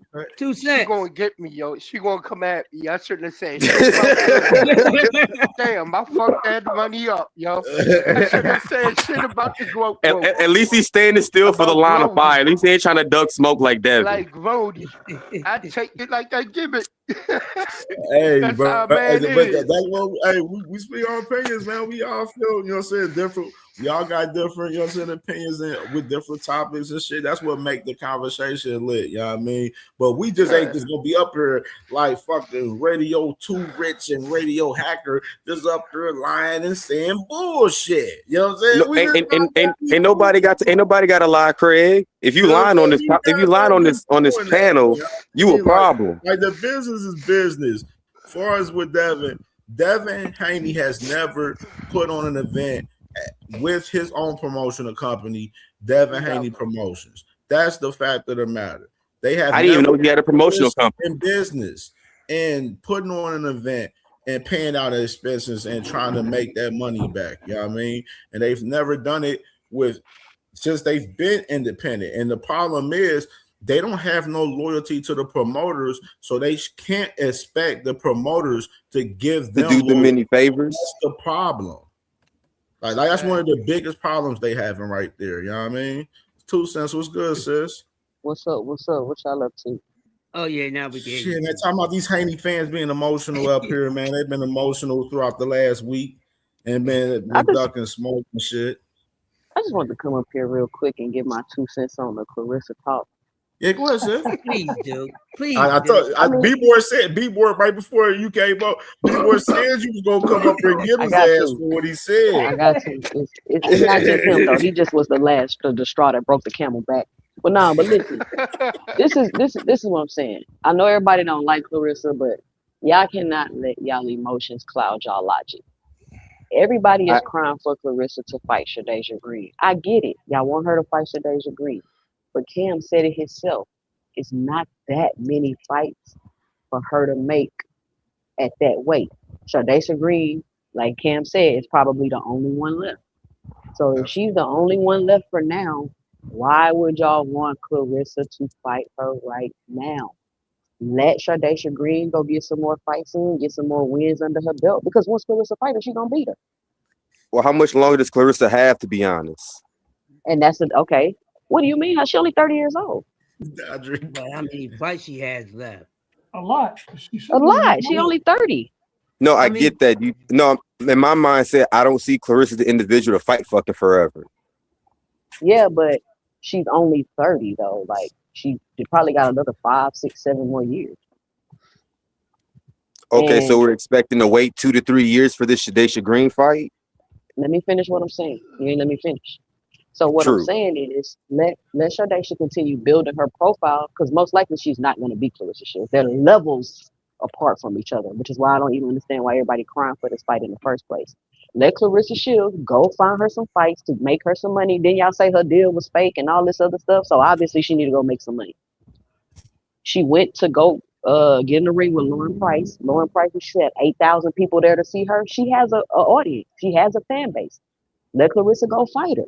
She can fight Shadasia Green another fight or two. Another thing I don't understand that y'all are doing that I don't ever see happening is Shadasia and Franchon Cruz fought each other. Franchon won the fight, but y'all wanted Claressa to fight the loser? That don't make sense, y'all. Y'all would never do that in any other situation. Y'all just doing Triangle that theory. Claressa. Well, I'll just say that I don't believe in triangle theory. That's been disproven in boxing many, It's many not times. about a triangle theory. It's about the thought of why do you want Claressa to fight somebody coming off of a loss? Y'all don't want any other fighter to do that. It's not about a that, triangle theory. well, I think it all depends on the style. Styles make fights, not names. No, it don't depend on no style. If Tank Davis was fighting somebody off a loss, y'all would have a fit. If Shakur Stevenson was fighting somebody off a loss, y'all would have a fit. No, it When depends on the Shakur person. Stevenson was about to fight Joe Cordina, everybody was like, why he fighting Joe Cordina off a loss? The dude just lost. Why would he fight him next? I actually backed that fight up. I already knew why they were having that fight. They're friends. Okay, well then you the exception. I ain't talking to you then. I'm talking to the people that were using this logic that don't apply that same logic to other fights. Those are the people that I'm talking about. So the whole point that I'm trying to make is just like it's the same thing with Du Bois and Alicia Baumgartner. I think they should fight, but I don't think they should fight right now. It's women's boxing. Let them build the profile of the fight up so it can be a bigger fight. If they hurry up and fight these people right away, then what they gonna have left? Y'all get what I'm saying? Y'all gotta give the time for these fights to marinate, especially in women's boxing, because there's not that many fights like that that can be made. So let them get another 2 or 3 fights in so they can get paid, they can build their profiles or whatever the case may be, and then let them make the fights. I don't think nobody's ducking nobody. Claressa Shields ain't ducking Sade Ring. Ducking her for what? It doesn't even make any sense. No, I understand your point. My only counter to that is we see upsets happen all the time that upsets the honeypot, you know, as far as what we consider quality time or quantity time to marinate for a certain fight. You know, boxing does not care about our plans, much like life in a sense. Yeah, I mean, I will say this with the women's boxing. I agree with 2 cents. Like right now with MVP, they are marinating a lot of fights, and you see with the roster of women that they got, they cornering out all the champions in women's boxing pretty much. You know what I mean? Hold on, let me respond to Dondre because he's saying I'm not being objective. How am I not being objective? I said the same thing about Shakur and Gervonta Tank Davis. If Tank Davis had a 6 or 7 fight deal with Amazon, why would he fight Shakur with, like, when Loma dropped out the fight and everybody's like, oh, he should fight Shakur? Why would he fight Shakur at the beginning of the 6 or 7 fight deal if this is the fight that everybody want to see? So I am being objective because it doesn't make sense. If Shakur is my biggest fight, why am I going to fight him at the beginning of my 6 or 7 fight deal? What does that leave me with? It doesn't make sense. No, so I'm being Tank is a very little objective. different. I'm applying the same logic. Tank is a little different though, because Tank, even if he fought Shakur at the beginning of that 6-fight deal, Tank is so popular, and they'd have found somebody else to fight because he's so popular and he's so hated. They're like, well, No, now it's not. It's about them saying that's his biggest fight, though, Big Dre. Why would I fight my biggest fight right now? You know what I'm saying? It doesn't make sense. It depends on who's available for me to fight. That matters. I mean, just sometimes just being active isn't what matters. Sometimes who you fight is what matters, depending on how your career is moving. If every fight, all eyes are on you, then I hear what you're saying. I hear everything y'all are saying, but I'm just telling you the logic that I'm applying. And I agree also with the you, logic 2 that cents. boxing applies because we never see big fights rushed. We never see big fights rushed. We got the Garcia Tank fight, but I feel like that was an anomaly. But other than that, you don't see big fights rushed like that. These fighters got what, 1, 2, maybe 3 big fights in their whole career. Yeah, always. Even if you look at like throughout the entire history of boxing, I agree with you 2 cents. If you look at the entire history of boxing, I always say most of the time fighters only get like 3 or 4 times to really like step up their level of status.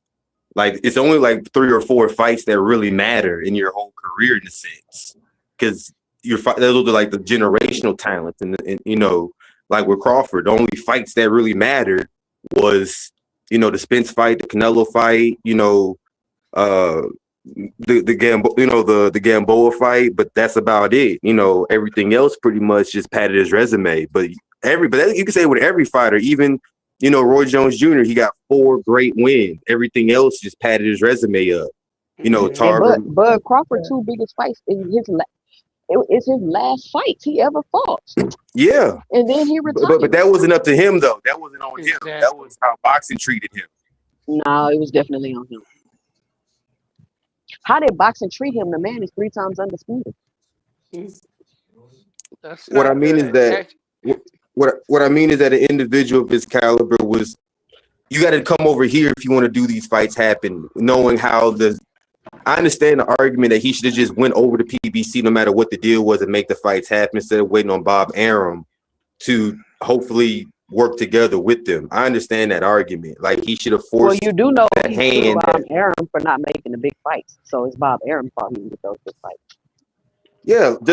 Just like Floyd, you know. But yeah, like Bob had been sued many times because they were like, why aren't you giving me these fights? But that's all the point I wanted to make about Claressa. Like, I get it, y'all don't like her or whatever, but we got to still be objective and realistic. You get what I'm saying? Like, and I feel like y'all kind of not doing it ain't that nobody like her, sis. It's just like she's a part of that. Because y'all want her to lose weight and go down. Y'all don't tell no other champions to go down. Like, we know how they move over Listen, there. that's fine. Well, I'm not talking about her personality though. I'm talking about the business. I talk about her boxing. I don't get into all the personal stuff with her, sis. Like, far as all the extra stuff with papoose and all of that, I don't get it. I talk about her strictly boxing. You know what I'm saying? When it comes to the boxing, far as her, she's a part of that crew of them guys over there. You know what I'm saying? That I gotta take context to that. So, you know what I'm saying? That she be moving along with them guys over there. I don't think she ducking Shadeja Green by any means, because I believe she beats Shadeja Green 100%. But it's different to see her move away and want to fight these ladies that's at lower weight classes. And then when everybody's sitting there like, yo, Shadeja, do y'all want her to fight people at lower weight classes or not? Well, I knew she was going to fight Lauren Price. I called that. I knew that was happening. Goddamn fight nobody called him for. Let's keep it funky and sweaty socks here. Come on, that's not. Last week they was just telling her to lose 50 pounds so she can go fight at 126. I don't. Yeah, now they want to complain that's about her fighting somebody at a smaller weight. That's crazy. I don't think she has the desire to move down and fight these girls like that. So that's why I'm saying she need to just stay around where she at and fight the girls that's there. You know what I mean? Like, don't even worry about them ladies that's at 147. Let them ladies do their thing where they at. And you focus on the rest of the ladies that's out there around 168, 175. That should be the focus. But the thing about it, it's not a lot of girls. It's only like 13 of them, man. Right. I mean, that's the thing. Like, that's why I said I don't know what she can do. I don't know. That's what I'm saying. I don't. Now the thing is, she hasn't shown us that she's willing to move down to like 160 and everything. though. That's my thing. She hasn't shown. Ain't she gonna fight Lauren Price at 160? 163. She about to fight Lauren Price at 160. Oh, 160. Listen, well, y'all, I'm gonna tell y'all what Terrence Crawford fans tell me. She could do whatever she wants. Man, fuck that. Hey, that's we want to see it. I want to see her move down to 160 and fight. And if that's what she says she gonna do, we want to see it. But I just don't see it. And you know what we need to talk about too? Another thing people don't like to discuss, or at least my 2 cents. This is my boxing philosophy. I think fighters be in different stages of their careers, right?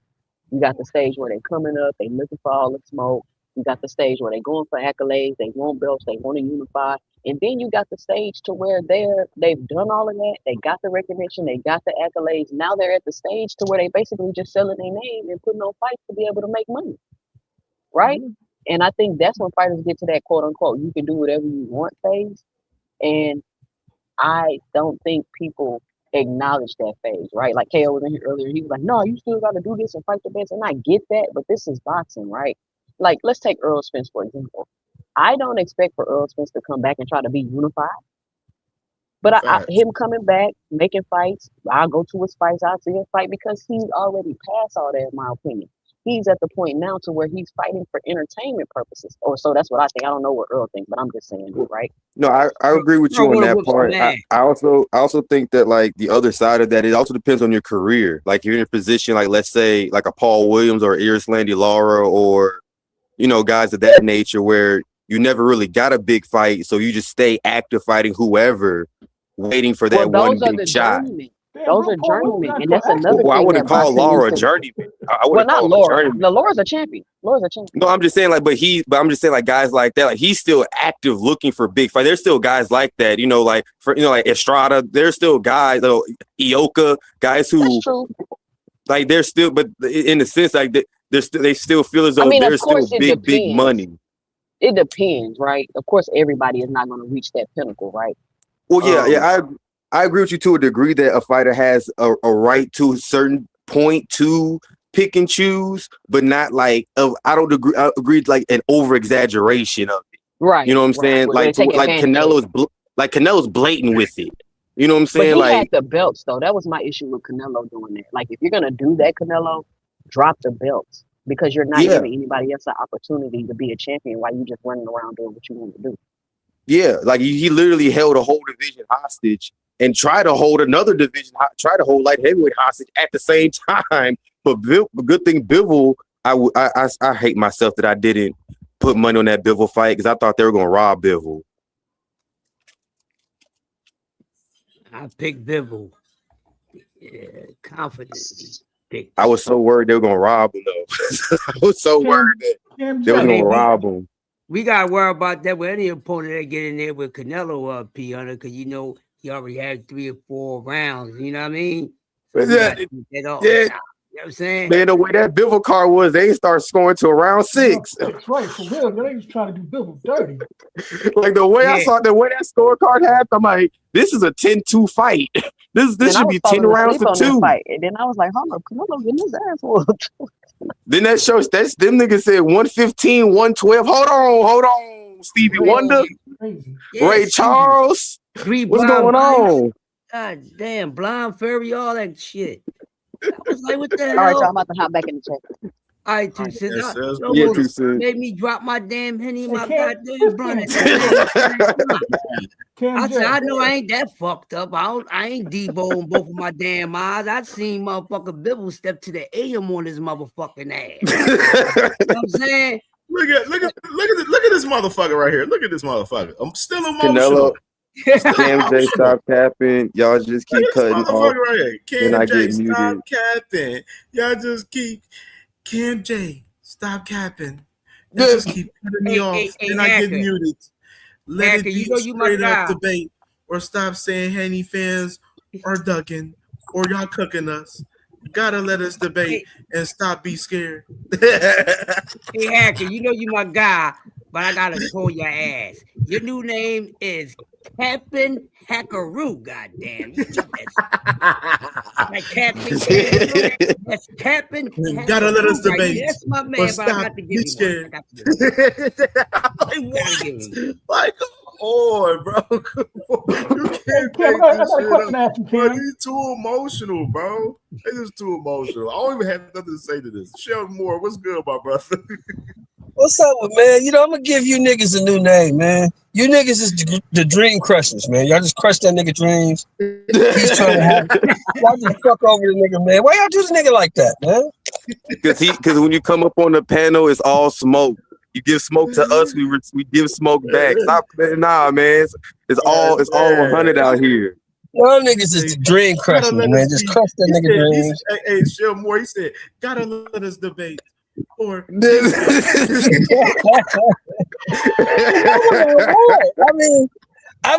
mean, we can have a conversation about this shit and move on, but I am not invested in that nigga pockets like that. Not me. I can't do it like that. Now let me ask you this, Cam. What you think about Mason getting this homecoming fight in Cleveland on the 4th, my nigga? Yeah, I love it, bro. I can't wait, bro. We in a building for that, man. I can't fucking wait, bro. I can't wait. I've been, everybody know I've been asking for this on the channel for months, even before. A minute now, yeah. A minute now, Cam. I've been asking for this, man, and I'm just happy that we definitely, you know what I'm saying, getting this for sure, man. I'm happy for sure, man. And I'm like, and it can really be a good fight. I mean, it can either be a showcase. I might be. It could either be a showcase or a good fight because Cordina ain't really that bad. Like he ain't that good. But he ain't that the bad. thing is, he had those allegations of juicing, which is why his power hasn't been what it used to be. He going to get even I know that like Cordina isn't what he's supposed to be, but I guess maybe this is what he's supposed to be because he's not on the juice. Hold on. Stop the presses real quick, there. Oh, shit. For one. Cam J, I'm the A side. Y'all come where the fuck I want to come at. If I want to come over there and cook, I cook y'all niggas when I come in the comments. So if I could cook y'all from the comments while y'all up on y'all little panel and y'all doing y'all little bullshit up there, it's already know what I'm gonna do if I get on the actual panel. You feel me? You know what I'm saying?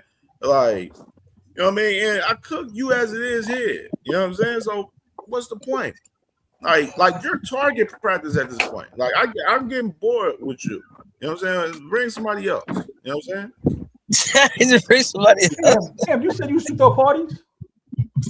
Yeah, out in Cincinnati. Yeah, out here in Cincinnati. You know what's crazy? My cousin, she throws parties around the United States. And I asked her one time about, she did a couple at the Barclays Center in New York, in Brooklyn. And I asked her, I said, yo, how much that cost? She was like, well, for me, it's probably gonna be a little bit cheaper because it's a party, it's a reggae thing. She was like, but I said, what about for boxes? She said, yo, that's gonna cost. She was like, hell yeah, boxes a whole that's a whole different ball game. Like as far as just throwing events, like people don't understand how much work it puts into throwing an event of your own.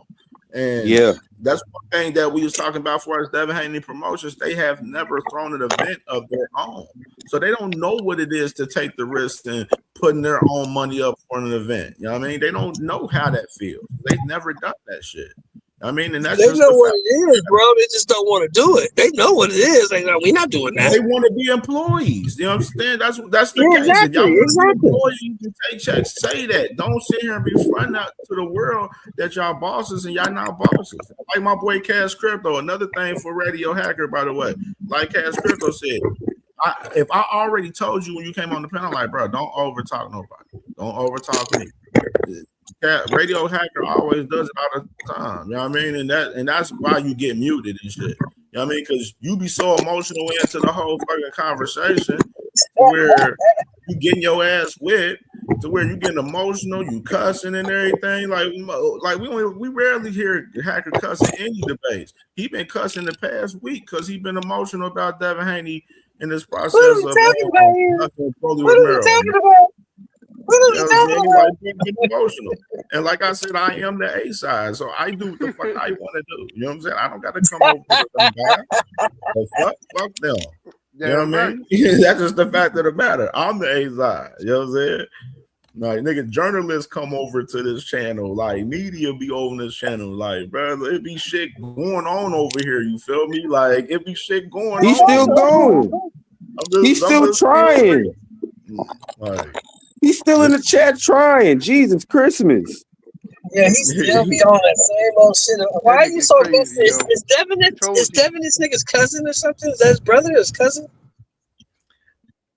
Bro, he's gonna defend Devin Haney at all costs, bro. Just like the rest of them guys, bro. And he gonna die with him every time. Just like you, baby. Is it that serious, Cam? That's what I'm asking, bro. Is it that serious? It ain't like Devin Roy Jones or some shit.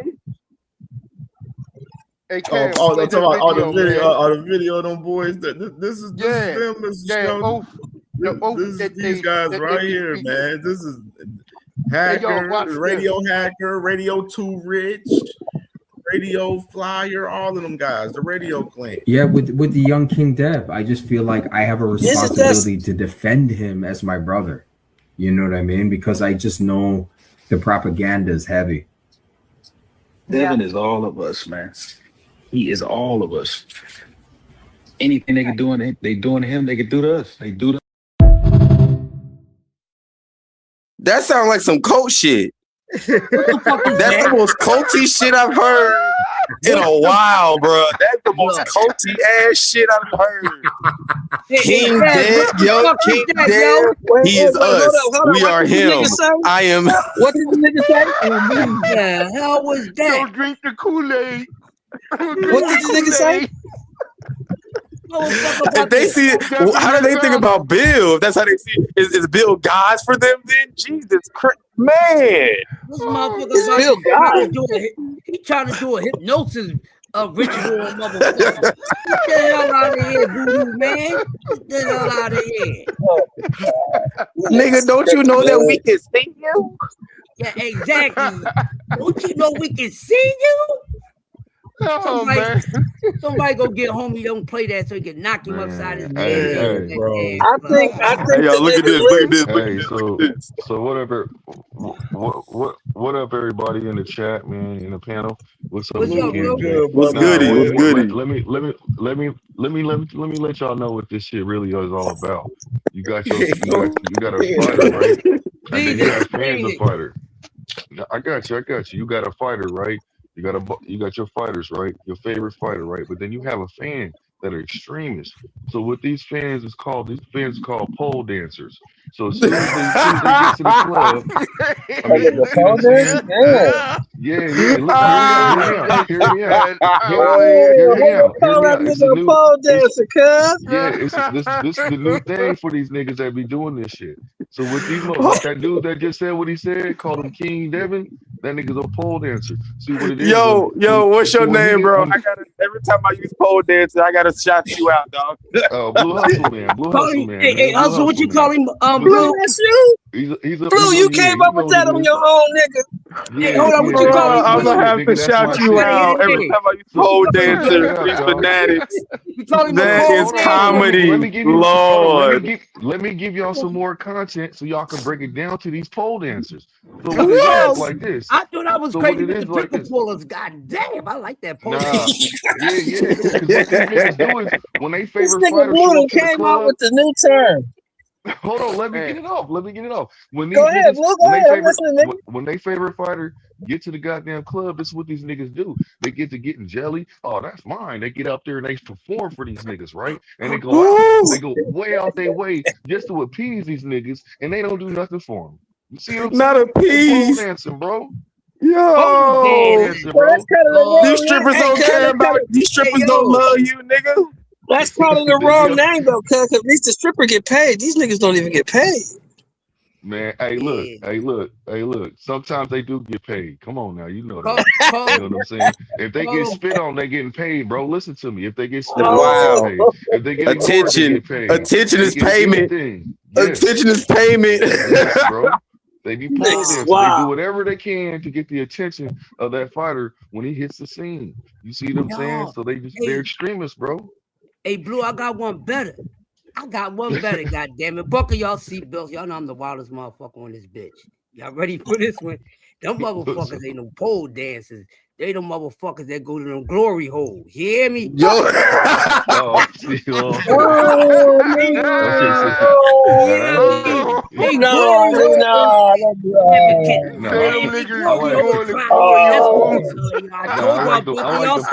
Yoda coming with it. I told you.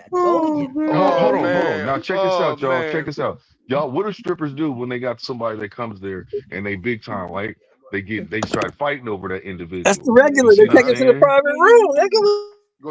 They they be like, nah, that's mine. I got him. I'm gonna get out there. I'm gonna do it. You know what I'm saying? It's my turn. That's why I said the pole dance. They be doing handstands. They be hanging off the pole all kind of crazy ways and stuff. Because I can understand some Tank fanatics. At least Tank nice. You know what I'm saying? At least we know Tank come with heat. Devin, I don't even understand. Like, I'm not saying there's nothing special about Devin because Devin is special to a degree. But I'm like, there's nothing about Devin that just makes me say, "Oh my God, he is the second coming to boxing." Nothing about him. Nah, he a professional duck artist, man. Man, this man. Yeah, he is. Hey, Devin a duck hater. Every so often, I rewatch the Loma fight to see what I was missing. Hey, I call that nigga. He said, "Hacker, go write that book in your journal, pussy." Oh, that's diabolical right there.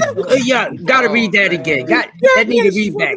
And go write that book in your journal. P-U-S-S-Y. I smell pussy, man. Pussy, man. Them punk fish throwing shit at us, man. Yo, niggas crazy. Yo, yeah, it's funny as fuck. Oh man.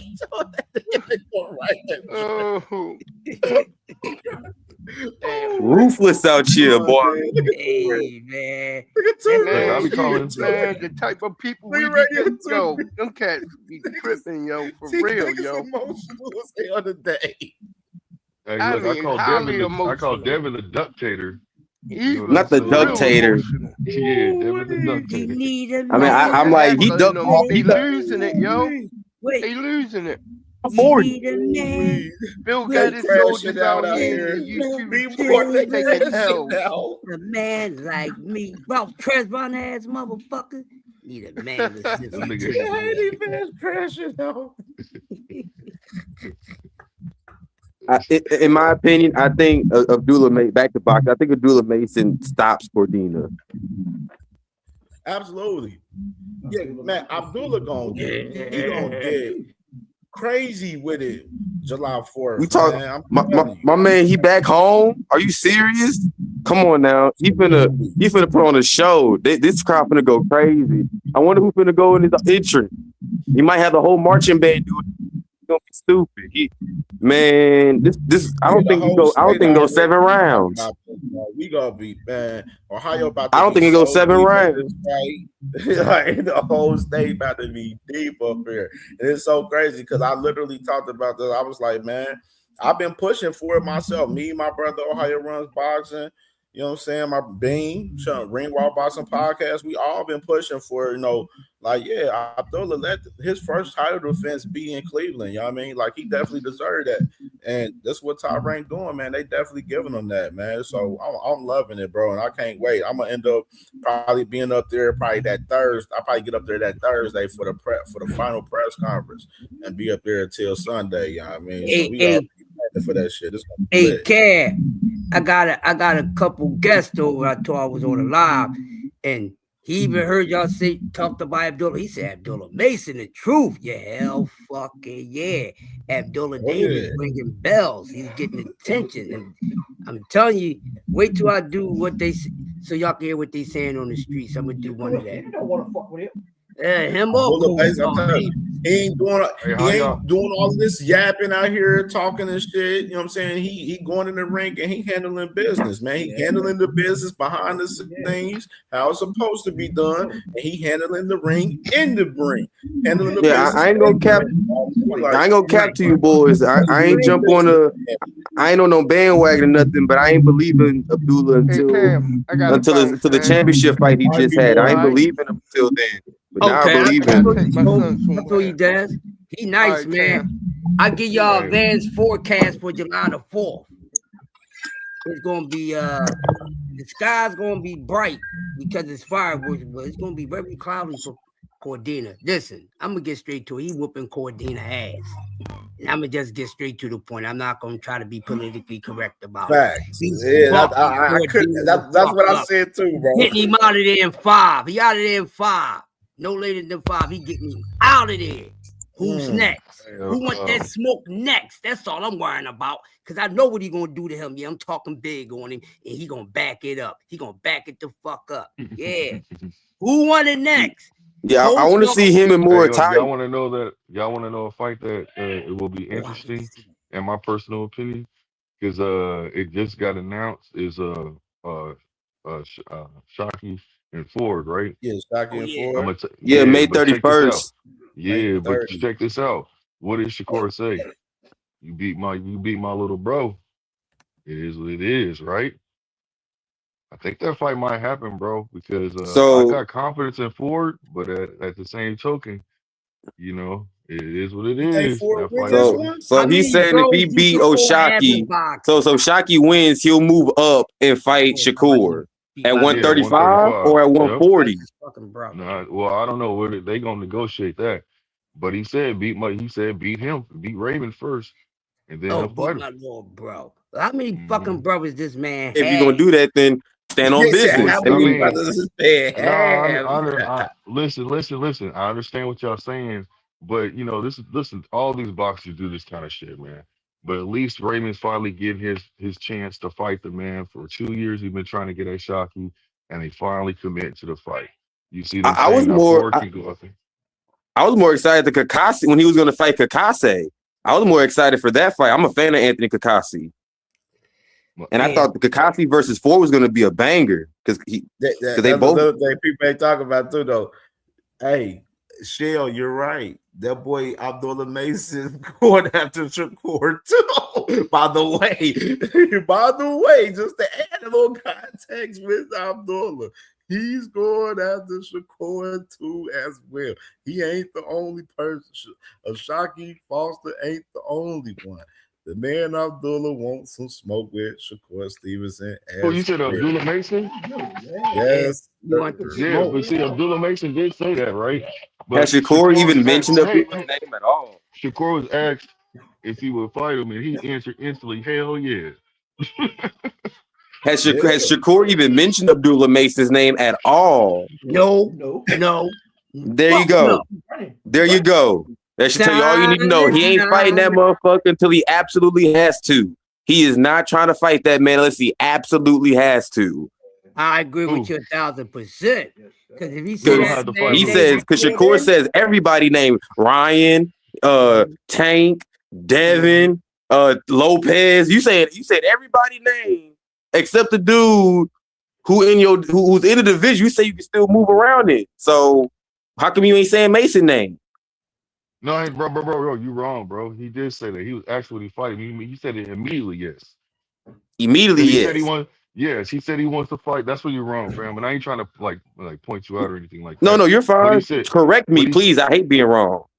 No, you good. Now I'm wrong sometimes too. So it is what it is. It's part of the game. You know what I'm saying? Because things are always subject to change. You dig? But check this out. He said that he wants the lineal belt, and he said he wants the lineal belt, right? So that's why he wants to go down there and fight Raymond Moritella for his third lineal belt. And then he said he wants to fight Abdullah Nason.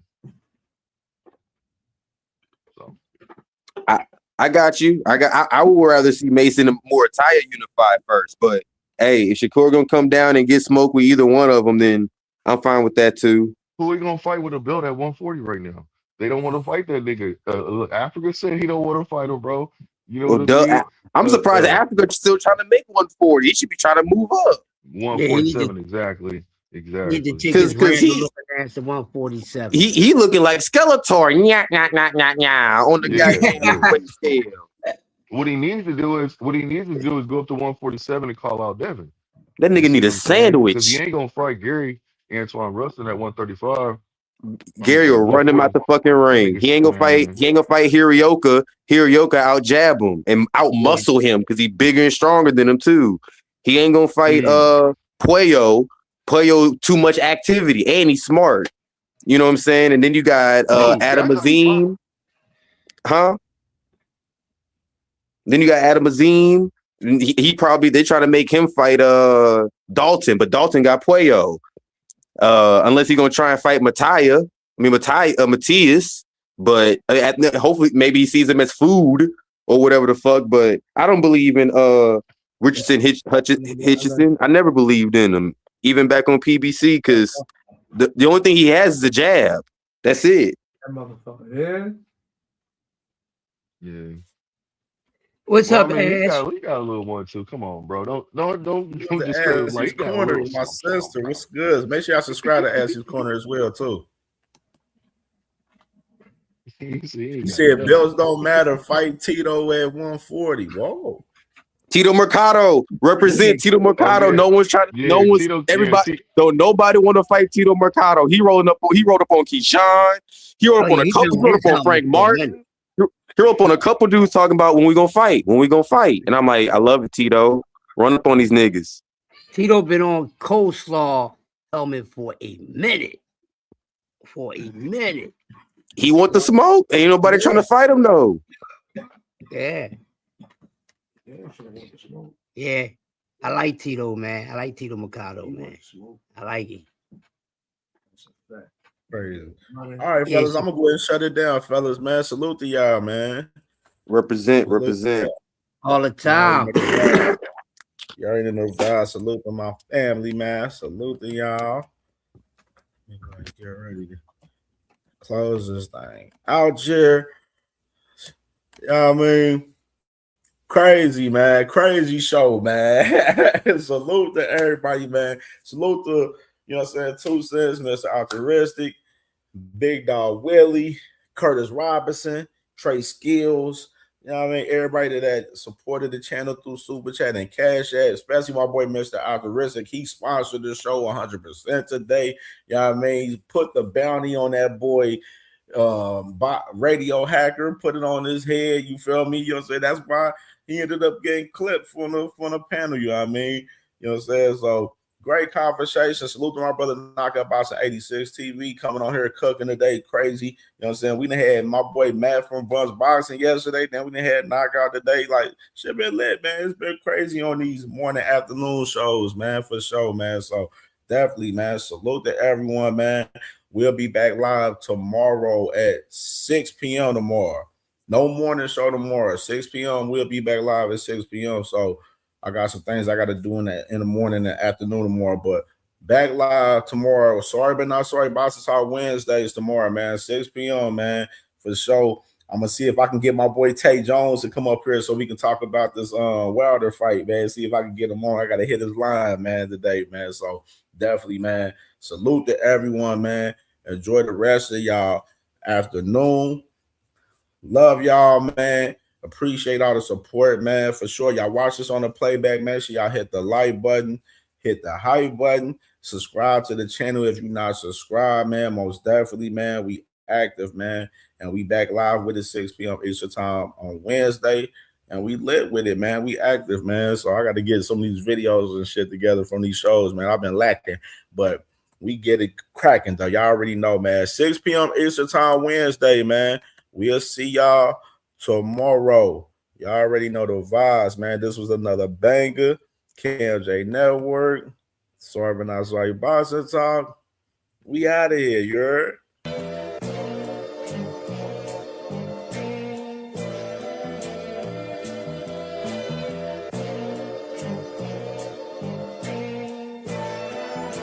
All my life I had to be patient. Like Meek Millie, I was dream chasing. Finger to the law when I see haters. Oh, the feeling when you tell your niggas we made it. Ooh, baby. Ooh, baby. Ooh, baby. Ooh, baby. It's showtime like Kareem Lakers. I make a masterpiece, scene basic. No Meek Millie, but I'm dream chasing. Took the shortcut like Anita Baker. I want the bright lights that you see in Vegas. I need a big house with like 3 basements. Drop an M on the whip, think I'm speed racing. Don't know if it's the Transformer or the Green Ranger. My nigga Mac got the beat banging. Young nigga selling crack as a teenager. Had fiends playing baseball out here free basing. Had me showing off the rings like a Freemason. My mama gone, but I keep pacing. Trying to keep it all together like I need braces. Family calling when they need favors. When I was broke, they was acting like complete strangers. All my life I had to be patient. Like Meek Millie, I was dream chasing. Finger to the law when I see haters. Oh, the feeling when you tell your niggas we made it. Ooh, baby. Ooh, baby. Ooh, baby. Ooh, baby. Rest in peace, the Nippy was the street savior. Got my credit right now, I need acres. Gotta turn your dirty money into clean paper. Trying to own a franchise without a key player. I go through hoes like I weave laces. Tree blazers, let they mama noodles be flavored. Meat takers that be acting like the D sacred. You bust in, you would think they on their knees praying. Then I slide like a screensaver. When I'm done, make some scrambled eggs, cheese bacon. Then it's on to the next, I ain't a speed dater. Little bitch ain't gon' hear from me till weeks later. I don't see no things change.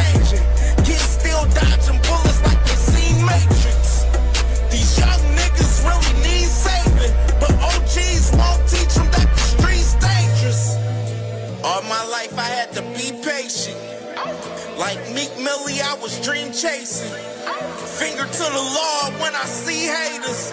Oh, the feeling when you tell your niggas we made it. Ooh, baby. It's live. It's local. It's boxing. Jetta Promotions returns to Charm City at the Hilton, Baltimore Inner Harbor, 401 West Pratt Street in Baltimore, Maryland. Saturday, April 25th, for a night of championship boxing, featuring a host of young professionals and future champions. Fighters like Scooter Davis, Tyler Langer, Ezra Turner, Bria Miller, Sharame Patricio, Muhammad Robinson, Demetrius Ballard, Omari Lawrence. Come out and see them live and in person. Enjoy the thunder of the leather and the pace of the action. Don't think about it, be about it. Get your tickets today, JettaPromotionsBoxing.com. That's JettaPromotionsBoxing.com.